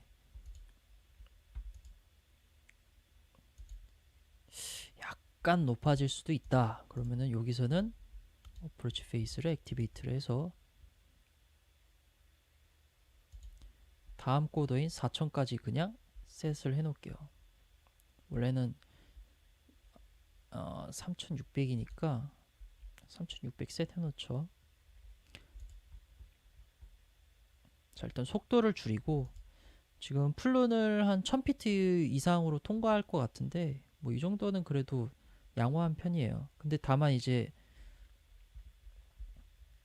이 속도를 줄이면서 강화를 하려니까 이게 지금 1000fpm 밖에 안 나오는데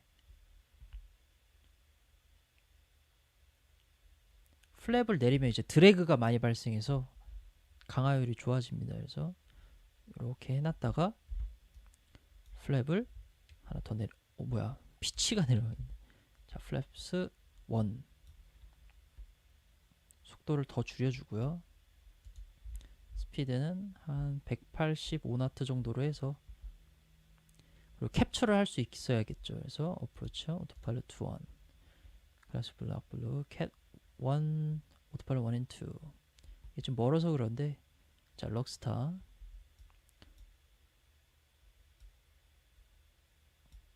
락 많이 높긴 해요. 근데 지금 자 플랩스 2 해가지고 이렇게 하면 이제 요게 확 올라갑니다. 속도 맞춰줬고 하니까 모든 조건이 충족이 됐어요. 그래서 디센 레이트가 어마어마하게 나옵니다.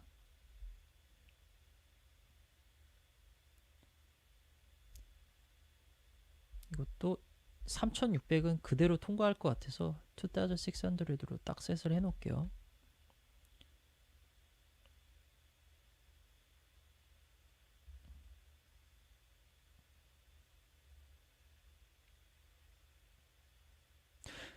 (737) 맥스 말씀하시는 거 아닌가요? 네.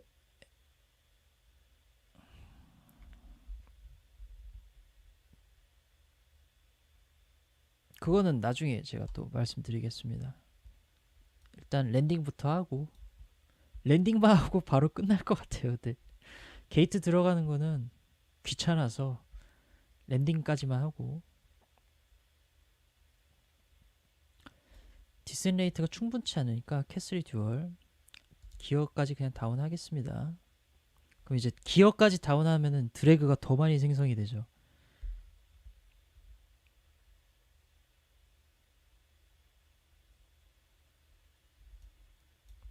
자, 스피드 브레이크 이제는 필요 없을 것 같긴 했는데 스피드 브레이크 이렇게 해놓고 캡처가 될 것 같거든요. 그쵸? 캡처 됐죠. 스피드 글라이스롭 스타 고라운드 알티튜드는 4000피트니까 미스터 프로치 알티튜드인 4000 넣고요. 이제 스피드를 줄이기 시작합니다. 이거 인천 어라이벌 하는 것도 원래 속도 제한이 있었거든요. 근데 지금 속도 제한이 되게 애매하게 적혀 있더라고요. 뭐 그건 나중에 또 말씀드리겠지만 글라이스로 자 이제 보통 이제 캐슬리 어프로치를 하게 되면 진짜 조종사가 볼 수 있는 게 거의 없습니다. 지금 보시면 아시겠지만 그냥 아무것도 안 보여요. 구름 속에 있어가지고 그쵸? 근데 이게 아무것도 안 보이니까 역할을 딱 두 개를 나누는 거예요.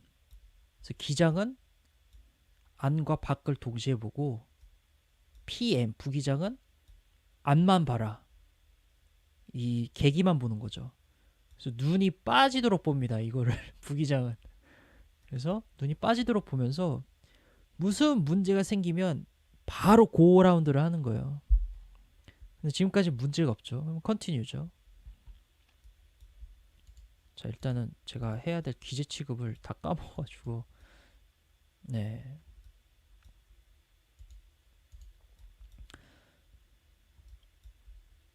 자 스피드는 매니지드로 두도록 하겠습니다.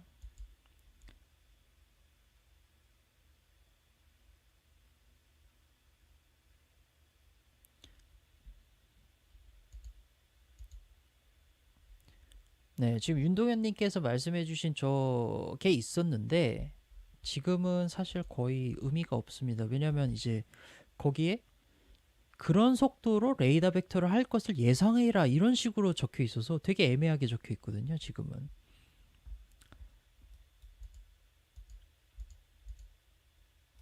근데 실제로 이게 이제 더 이상 맨데토리의 개념이 아니고 약간 그냥 어드바이스의 개념이라고 들었어요. 물론 그건 뭐 더 봐야겠지만. 자, 플랩 내려야 되는데 뭐 얘기하다가 자, 플랩 3, 플랩 4. 자, 랜딩 체크리스트 수행해 볼까요? 랜딩 체크리스트. 캐비 크루 어드바이즈 오토 스러스트 스피드 이케 메모 랜딩 노블루인데 요것만 책이 돼 있죠. 그래서 아줌마 그것 좀 눌러주세요 하면은 이렇게 눌러주십니다. 뭐 아줌마라고 얘기는 안 하겠지만 네, 아무튼 이렇게 준비가 됐고 1000피트 아래에서는 이제 기장은 바깥과 안쪽만 보고 부기장은 눈이 빠지도록 안쪽만 봅니다. 그래서 글라이스업이나 로컬라이저가 없어지면은 바로 고라운드를 외치거나 뭐 이렇게 하겠죠. 그러면은 그럼 기장은 고라운드 하게 됩니다. 자, stabilized.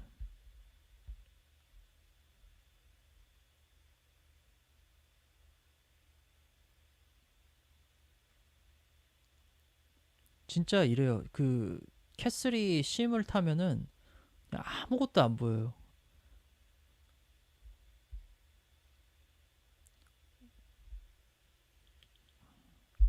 부기장이 저렇게 친절하게 얘기를 해주네요. 33 라이트로 가고 있겠지.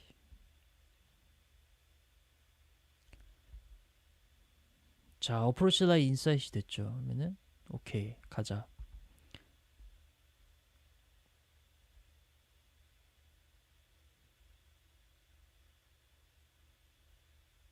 랜드.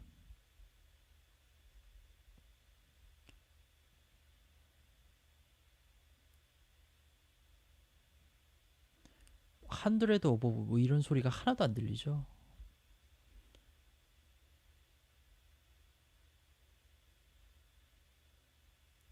그래서 여기서 보면은 원래는 보통 FMA를 리딩하는 거는 PF인 기장이 그 PF 기장이가 만약에 기장이 PF를 한다 그러면은 FMA 리딩을 원래 다 기장이 하거든요. 근데 이것조차 PM이 콜을 해요. 이 캐슬이 어프로치 때는. 왜냐하면 기장은 신경 써야 될 게 너무 많거든요. 이게 보이는지 안 보이는지 이거 확인도 해야 되고 하니까 콜아웃을 전혀 안 하고 이 콜아웃을 다 부기장이 해줍니다. 그래서 지금 앞으로 해줄 콜아웃이 다 부기장이 하는 거예요. 플레어, 퍼스트 아이들 뭐 이거는 콜을 안 하게 돼 있긴 하지만 자 리타드하고 롤아웃. 자 스포일러를 아니 리버서를 딱 해줍니다. 그러면은 스포일러 리버서 그린 디셀 세븐이 너츠 그러면은 리버스 아이들.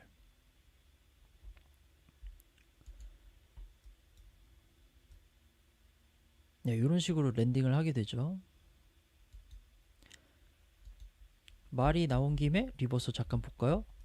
자, 이 리버서 타입이 피보팅 도어죠.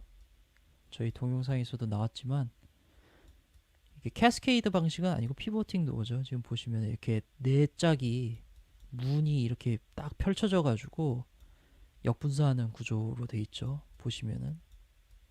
근데 이게 니오에서는 아마 제가 알기로 캐스케이드로 바뀌었을 거예요. 저기 320 니오에서는 엔진이 꽤 커졌기 때문에 이제 그거는 이제 근데 사실 이거는 엔진 제작사에 따라서 뭐 피보팅 도어를 쓸 건지 캐스케이드를 쓸 건지 뭐 그건 다 자기들 마음대로 쓰는 건데 근데 보통 보면은 엔진이 커지면 커질수록 캐스케이드를 많이 쓰는 추세이죠.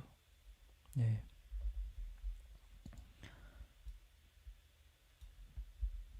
지가 알아서 오토파일럿이 끊어졌네요. 원래 오토파일럿을 제가 끊어야 되는데 네 이렇게 돼서 바로 그냥 멈추는 걸로 하죠.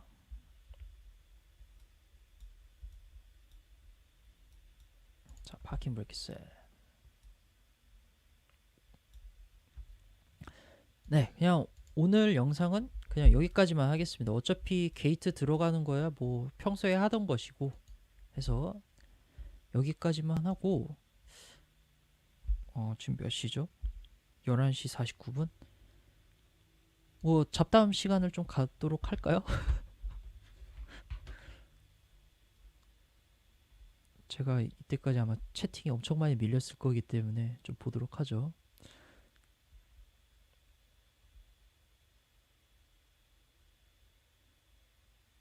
320 캣 몇 가지 되냐고요? 3 브라보까지 뭐 보통은 됩니다. 3 브라보까지. 3 찰리가 뭐 될 수는 있을 것 같긴 한데 근데 그걸 지원해주는 공항이 오히려 더 없기 때문에 지금 생각해 보니까 근데 이거 잠깐만 뒤로 가보서 보면요 뒤로 한번 가볼까요? 리플레이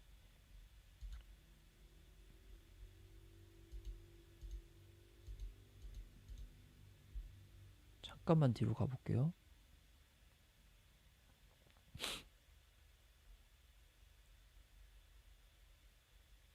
네, 얘가 오토 랜딩을 한 거잖아요. 근데 보면은 진짜 약간 좀 이렇게 내려요. 그러니까 보통 여기서 사람이면 거의 닿을 때쯤에 플레어를 한번 더 당겨주는 게 보통이거든요. 근데 320은 그냥 찍어요. 그냥 이렇게 그냥 자세 만들어졌네? 오케이. 꽝. 진짜 약간 좀 그런 느낌이거든요. 근데 이거를 G 로드를 한번 뽑아서 보면은 1.2G 뭐 이렇게밖에 안 나와요.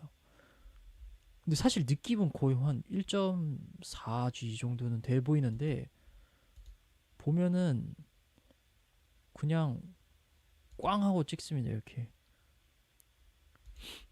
보통은 한 번 더 받쳐줘서 이제 버터 랜딩을 하는데 네, 약간 좀 근데 이 정도만 해도 에어버스에서는 오토 랜딩 잘하는구나 해서 구현을 시켜놓고 있죠. 근데 되게 구현이 잘 돼 있네요. 지금 봐서 저 오토 랜딩을 처음 해본 것 같은데 320 이 엑스플레인에서 근데 진짜 약간 좀 저런 느낌으로 내려요.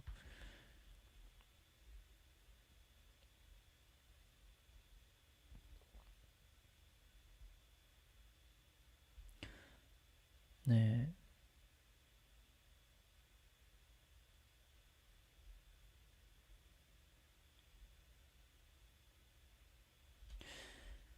또 무슨 내용이 있을까요?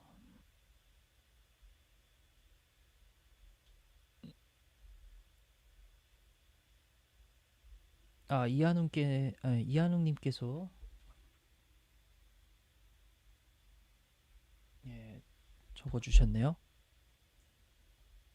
네, 저렇게 돼 있어요. 그래가지고 지금은 맨데토리의 개념이 아니라서 그냥 뭐 아무렇게나 속도 맞춰서 가면 되는 것 같아요.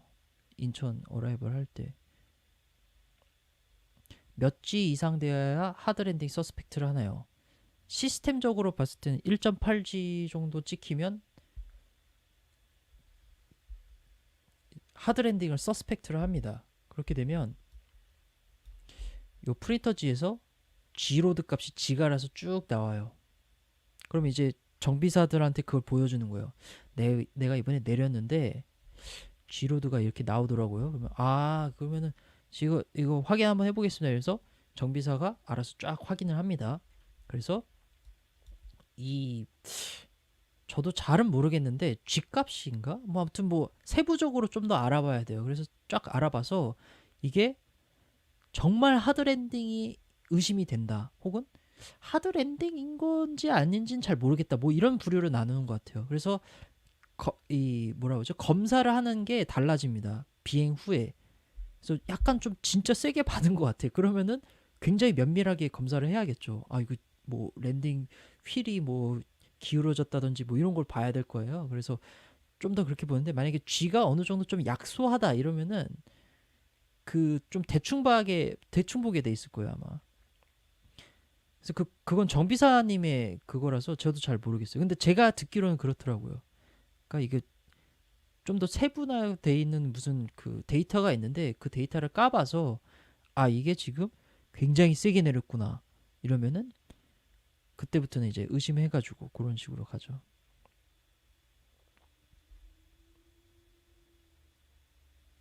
포카 찍히면 포카 찍히면 예 그렇죠. 근데 포카 찍혀도 포카라는 게 이제 막 조종사들이 되게 두려워하고 막 반맛 떨어지고 막 그런 건 있어요. 근데 이제 포카가 찍히는 거는 항공사에서도 이제 데이터 수집의 목적이라고 보시면 돼요. 근데 옛날에는 이런 거를 포카가 없으니까 조종사들이 그냥 아 뭐 이랬나 보다 이러면서 그냥 넘어가고 막 이런 경우가 있었는데 그러지 말라고 만든 제도잖아요. 근데 포카 찍히면은 뭐 회사에서도 그에 대한 적절한 대처가 있습니다. 뭐 훈계를 하거나 아니면은 그때 왜 이렇게 됐죠? 그러면은 뭐 물어보죠. 회사에서부터. 그러면 이제 아 그때 뭐 상황이 뭐 이렇게 됐는데 갑작스러운 돌풍으로 인해서 뱅크가 갑자기 뭐 35도가 들어가가지고요. 그 뭐 이렇게 하던가 아니면 아예 처음부터 포카 찍힐 것 같아가지고 리포트를 쓰던가 뭐 이런 식으로 가는 거죠. 그래서 회사에서도 데이터 수집인데 그걸로 이제 조종사를 얼맨다고 해야 하나요? 그렇게 하진 않아요 보통은. 그러니까 왜냐면은 포카로 인해서 조종사들의 그런 조종 관련해 가지고 사기를 하락시키는 일은 오히려 조종사들이 막아줘야 되지 않나요? 같이. 그래서 뭐 아무튼 좀 복잡한 것 같습니다.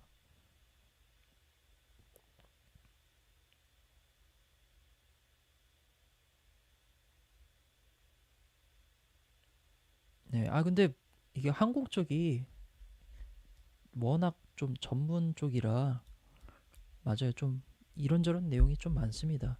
그래서 그냥 넋놓고 보기엔 좀 그렇죠. 아 그리고 제가 아까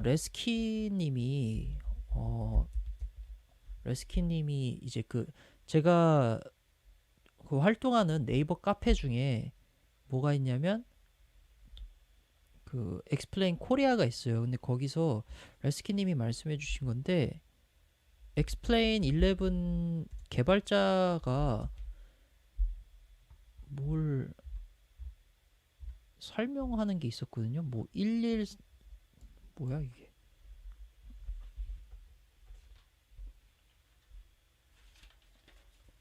프린터의 내용이 메일로 보내드린 사진. 아 그런가요? 제가 나중에 한번 확인해 볼게요. 1140. 아 이 사람 뭐 이거에 대해서 좀 설명을 해달라고 해주셔가지고 일단 볼게요. Fly Model Change. 요거에 대해서 설명을 좀 해달라 뭐 이렇게 말씀을 해주셨거든요. 그러니까 이 사람이 뭐 수석 개발자 중 한 명인 것 같아요. 제가 잘은 모르겠는데 뭐 엑스플레인에 이번에 뭐 이러이러한 거를 베타에다 넣었다 뭐 이런 식으로 설명을 해주더라고요.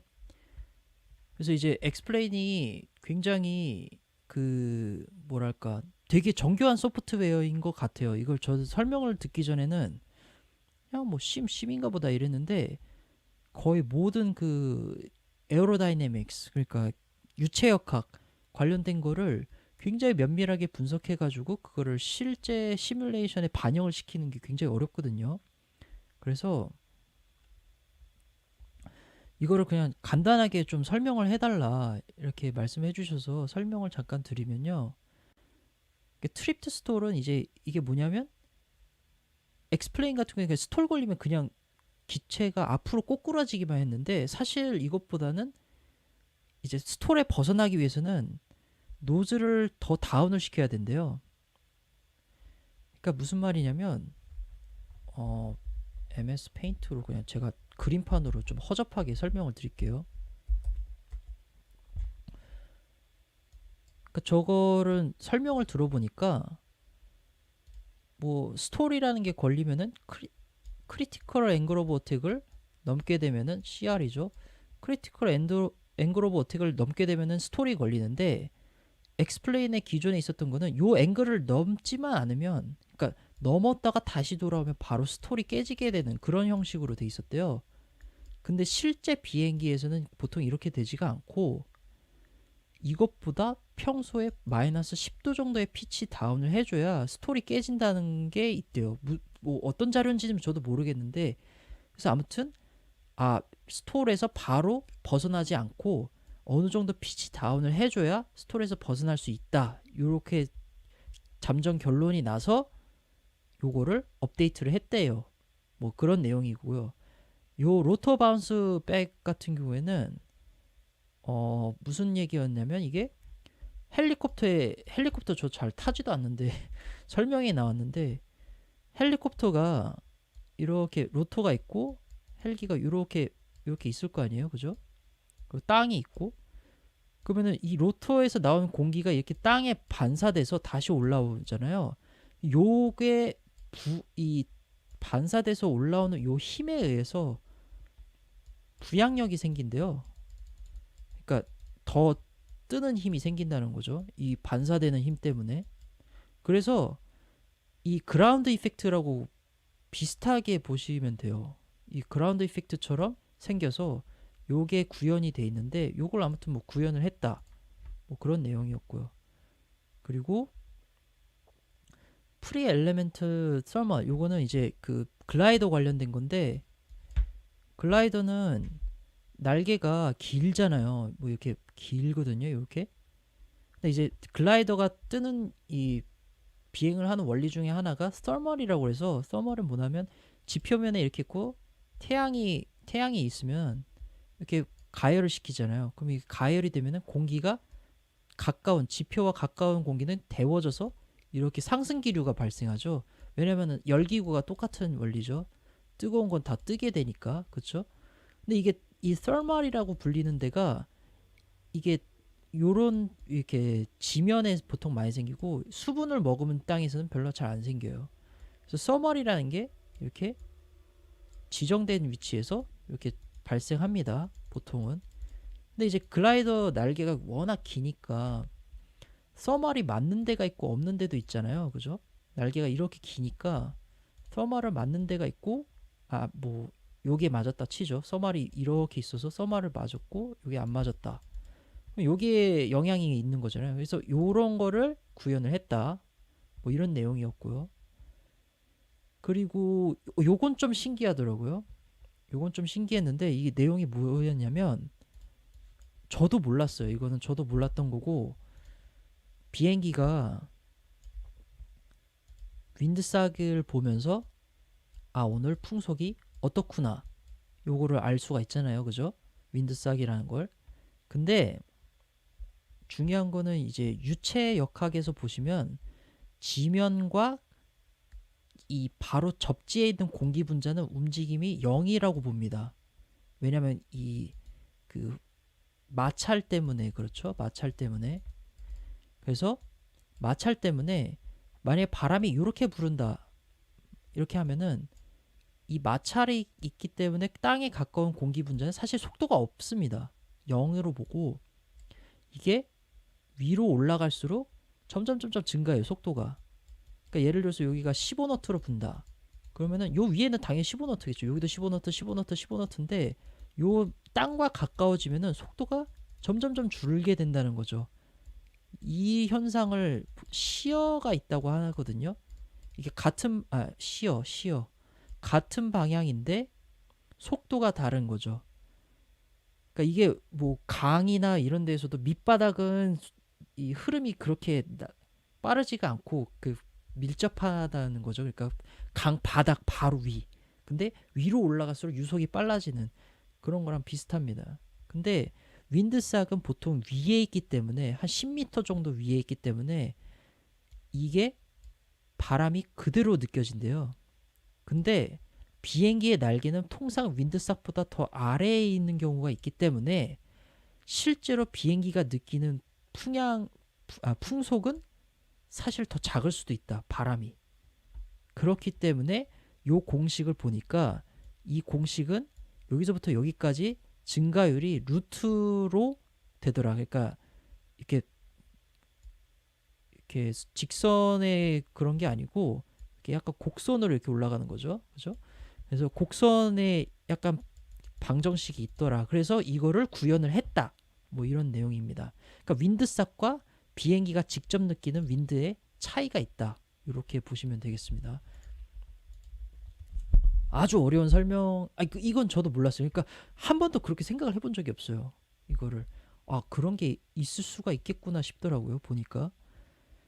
그리고 이거는 프로펠러인데 이제 그 프로펠러인데 그러니까 이 프로펠러 원리를 굉장히 간단하게 설명을 해서 말씀드리면 프로펠러가 이렇게 있고 공기를 받아서 공기를 내뿜는다 이런 개념으로 보는 거예요. 지금 사실 뭐 이렇다기보다는 조금 다르긴 한데 그냥 단순화해서 한다는 거죠. 근데 프로펠러가 공기를 뒤로 내뿜잖아요. 그죠?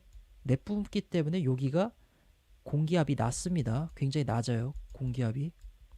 근데 이 공기압이 낮기 때문에 프로펠러를 통과하기 바로 직전에 이 공기는 원래 흐르던 공기보다 더 빨리 들어온대요.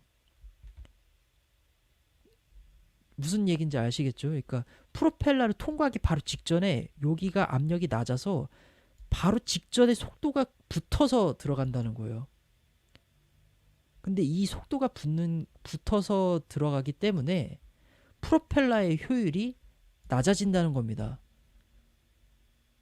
그래서 이게 낮아진대요. 이게 원래는 그냥 속도가 그대로 들어가는 줄 알았는데 저는 속도가 그대로 들어가는 게 아니고 요 음압이 걸려있기 때문에 속도가 더 빨라졌다가 들어간다는 거죠. 그래서 이 사람이 말하는 거는 이제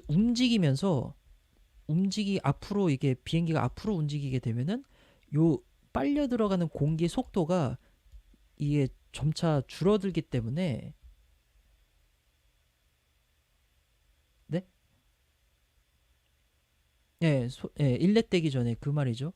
그러니까 이게 그렇게 돼서 앞으로 가면서 이 속도의 팩터가 점점 낮아진대요. 그래서 처음 정지되어 있는 상태에서는 이게 약 60% 정도가 안으로 빨려 들어가는 속도에서 효율이 떨어지게 되고 여기가 40%뭐 이렇게 된다는데 움직이면서 이게 50, 50으로 바뀐다고 그러더라고요. 뭐 그런 내용이었습니다. 이거와 관련해서 프로펠러 헬기에 대해서도 설명을 해줬는데 헬기도 좀 흥미로웠어요. 왜냐하면 흥미가 호버링이라고 하죠. 그냥 공중에 가만히 떠 있는 상태. 호버링을 하면은 비행기래. 헬기는 이렇게 밑으로 내리잖아요. 여기도 음압이 걸린대요. 음압이 걸려서 앞에 요 위에 있는 공기를 밑으로 끌어다 잡아 당기는 겁니다. 마치 이 현상이 어떻게 되는 거냐면 위에서 밑으로 누르는 거예요. 헬기를. 마치 이 지가 로터를 돌리면서 만들어내는 이 압력 때문에 이게 호버링을 하면은 평소보다 더 힘이 더 많이 들어간대요. 파워가 더 들어간대요. 그 이유가 밑에 음압이 걸려있기 때문에 요 음압이 그대로 또 속도로 바뀌어서 꼭 마치 이 사람이 비유를 하기를 사다리를 타고 올라가는데 헬리콥터가 사다리를 타고 올라오는데 이 사다리가 점점점 자꾸 밑으로 내려가는 거예요. 계속 밑으로 내려가는 거예요. 그래서 결국 계속 그걸 사다리를 붙잡고 올라가야지 이 헬기가 동고도를 유지한다. 뭐 이런 식으로 설명을 하더라고요. 그래서 헬기가 그 수직으로 가장 빨리 상승하기 위해서는 호버링한 상태에서 생성이 되지 않고 이 뭐지? 호버링한 상태에서 생성이 되지 않고 여기가 이렇게 영향을 받잖아요. 지금 음압이 걸려서 이렇게 영향을 받으니까 이 헬기가 앞으로 움직이면 이 영향대에서 벗어난대요. 그래서 그냥 가만히 있는 공기를 이렇게 먹게 되는 거죠. 헬기가. 그래서 이게 속도가 한 50너트 정도 된대요. 그래서 헬기의 베스트 레이트 오브 클라임이 보통 50너트쯤에서 형성이 된대요. 이것도 전 처음 알았습니다. 그래서 그거를 구현해서 엑스플레인에 집어넣었다. 뭐 이런 내용이었습니다. 그래서 이렇게 빨간색으로 빗금 쳐져 있는 게 이번 뭐 11.4 베타 3에 이번에 들어간 거고 이건 그 전에 넣었던 피처라고 해서 이거는 뭐 설명은 해줬는데 뭐 그렇게 뭐 그냥 뭐 그런 내용이 있더라 뭐 이 정도입니다. 그냥 뭐 근데 다 얘기 들어보면은 항공 역학인데 굉장히 디테일한 거예요. 그런 걸 구현을 했다. 뭐 이 정도로 보시면 되겠습니다. 근데 사실 이거는 현직 조종사들한테 설명을 하면은 알아들을 수 있는 분이 물론 있겠지만, 근데 솔직히 양력에 대해서 그렇게 자세히 알지 않아도 비행하는데 문제가 없거든요. 이 정도까지 에어로다이내믹을 파가지고 비행을 한다? 뭐 이런 거는 별로 없거든요. 그리고 이제 뭐 베타 10 거기서부터 이제 뭐 또 새로운 걸 또 몇 개를 또 집어넣었나 봐요. 그래서 이걸 또 링크를 또 보내주셨는데, 이거 같은 경우 이제 다음워시라는 게 있어요. 이게 다음워시가 뭐 양력에 대해서 나중에 제가 영상을 만들 예정이긴 했지만, 미리 설명을 드리면 이제 비행기의 날개에 상대풍이라는 게 불어오죠. 상대풍이라는 게 이제 이런 식으로 바람이 들어온다고 가정을 합니다. 근데 비행기 날개 형태로 인해서 이 바람이 어떤 식으로 바뀌냐면 이렇게 해서 이런 식으로 바뀌죠. 바람 형태가. 그리고 이런 식으로 해서 이렇게. 그래서 이게 물리학에서 물리학이라고 하기에는 좀 그렇고, 비행기가 뜨는 원리에 대해서 설명을 할 때요. 어떤 식으로 설명을 하냐면, 뭐 여러 가지로 잘못된 설명을 지금 말씀드리는 겁니다. 잘못된 설명이 뭐가 있냐면, 날개가 이렇게 받음각이 있으니까 얘가 바람 맞고 이게 튕겨져 나가는데 요 각도만큼 힘이 날개에 전달돼서 리프트가 발생합니다. 양력이 발생합니다. 이렇게 설명하시는 분이 있더라고요. 근데 이건 틀린 말입니다. 이거는 스키핑 스톤 티어리라고 해서, 이게 뭐냐면 저희가 그 조약돌 같은 거 강가에서 이렇게 뭐라고 그러죠? 갑자기 물수제비 뜰 때 그렇게 하는 거거든요. 물의 표면 장력과 이용해 가지고 이렇게 튕겨져 나가는 거 있잖아요. 그 원리랑 비슷한 원리인데, 공기는 사실 물론 이게 있긴 있어요. 이 정도의 힘이 있긴 있는데, 그러니까 리프트 이렇게 맞아서 튕겨져 나가는 요렇게 해서 발생되는 리프트가 없진 않은데 굉장히 미미한 양입니다. 왜냐하면 공기 분자는 굉장히 적기 때문이죠. 그러니까 밀도가 떨어지고, 일단 물보다는 밀도가 떨어지고, 그렇기 때문에 요 이론은 어쨌든 틀린 말이 됩니다. 보통 리프트를 설명할 때. 근데 사실 요것보다는 뭐 그냥 좀 되게 단순화해서 말씀드리면, 베르누이랑 뉴턴 법칙으로 이 두 개의 원리로 보통 설명이 가능해요. 베르누이는 아시겠지만 여기에 저압이 걸리고 여기에 고압이 걸리니까 여기에 힘이 고압은 저압으로 흐르려는 그런 성질이 있기 때문에 날개를 위로 밀어서 리프트가 발생한다. 요게 베르누이의 정리라고 보시면 되고요. 베르누이의 정리에서 따와서 그거를 적용을 해서 만든 리프트고요. 뉴턴 역학은 뭐냐면, 뉴턴 역학은 이제 그 바람이 이렇게 들어와서 날개를 만나서 이게 바람의 흐름이 이런 식으로 꺾이게 되잖아요. 그죠? 그러면 날개가 이렇게 있으니까, 자, 들어갈 땐 이렇게 됐는데 나올 땐 이렇게 됐다는 거죠. 그러면은 이게 맞아서 튕겨져 나간 공기만 생각을 하지 않고요. 모든 전체 공기가 이렇게 흐르다가 어떠한 힘으로 인해서 다 이런 식으로 되는 거잖아요. 그럼 이 힘만큼, 이 꺾여진 힘만큼 비행기 날개가 뜬다. 이걸로 보는 거예요. 작용 반작용으로. 이게 뉴턴으로 설명하는 거거든요. 둘 다 결론적으로는 수식으로 설명을 하면은 둘 다 맞아요. 이 양력값은 둘 다 똑같이 나와요. 근데 이걸 뉴턴으로 설명하느냐, 베르누이 설명하느냐, 이건 두 개는 다른 겁니다. 그냥 되게 어려운 내용이죠. 근데 어쨌든 그냥 이 상대풍이 불어오다가 바람을 맞고 해가지고 이렇게 밑으로 떨어지면은, 이렇게 밑으로 떨어지는 기류를 다운워시라고 하는데, 다운워시라고 하는데 이 다운워시가 엑스플레인에서는 지금까지는 이 날개 주날개 기준으로 해가지고 거리와 높이를 해가지고 이 뒤에 있는 꼬리 날개에 영향을 얼만큼 미치는지를 계산을 했었대요. 근데 사실 이게 맞는 얘기는 아니었다는 거죠. 왜냐하면 사실 주날개가 아니고 진짜로 영향을 미치는 거는 사실 다운워시 그 자체였거든요. 그래서 요 레퍼런스를 다운워시로 바꿨다는 내용이 됩니다. 그래서 이게 비행 감각이 보통 이제 피치업 이륙 때 피치업을 하거나 갑자기 확 들리거나 뭐 이런 경우가 있잖아요. 근데 이런 게 줄어들 거래요. 이게 왜냐하면 다운워시의 영향권에 있기 때문에 사실 피치업을 조금만 해도 이렇게 확 들리는 현상이 일어나지 않아야 돼요. 왜냐하면 다운워시가 있기 때문에 다운워시의 영향을 받기 때문에. 그러니까 이렇게 날개가 주날개가 있고 꼬리 날개가 있으면은 다운워시가 이런 식으로 다 생성이 되는데 다운워시를 받기 때문에 피치업 상태가 안 된다. 잘 원래는 잘 안 되는데 근데 지금 엑스플레인은 이때까지는 피치업이 너무 잘 됐었는데 이거를 수식을 변경을 해보니까 다운워시에서부터 이렇게 높이로 계산해 보니까 이 피치업 하는 게 조금 달라지더라. 이 캐릭터리스틱이 좀 달라지더라. 비행 특성이 뭐 이렇게 설명을 하더라고요. 그래서 요게 요 내용이고 뭐 어려운 것 같아요. 제가 생각엔. 그리고 뭐 이거 바디 섀도우잉은 이제 그 날개에 뭐 엔진도 달려 있고 나셀도 달려 있고 뭐 이렇기 때문에 부분적으로 양력이 발생하지 않는 부분이 있는데 그 양력이 발생하지 않는 부분으로 인해서 이 뒤에 이 날개나 이런 데에 영향을 준대요.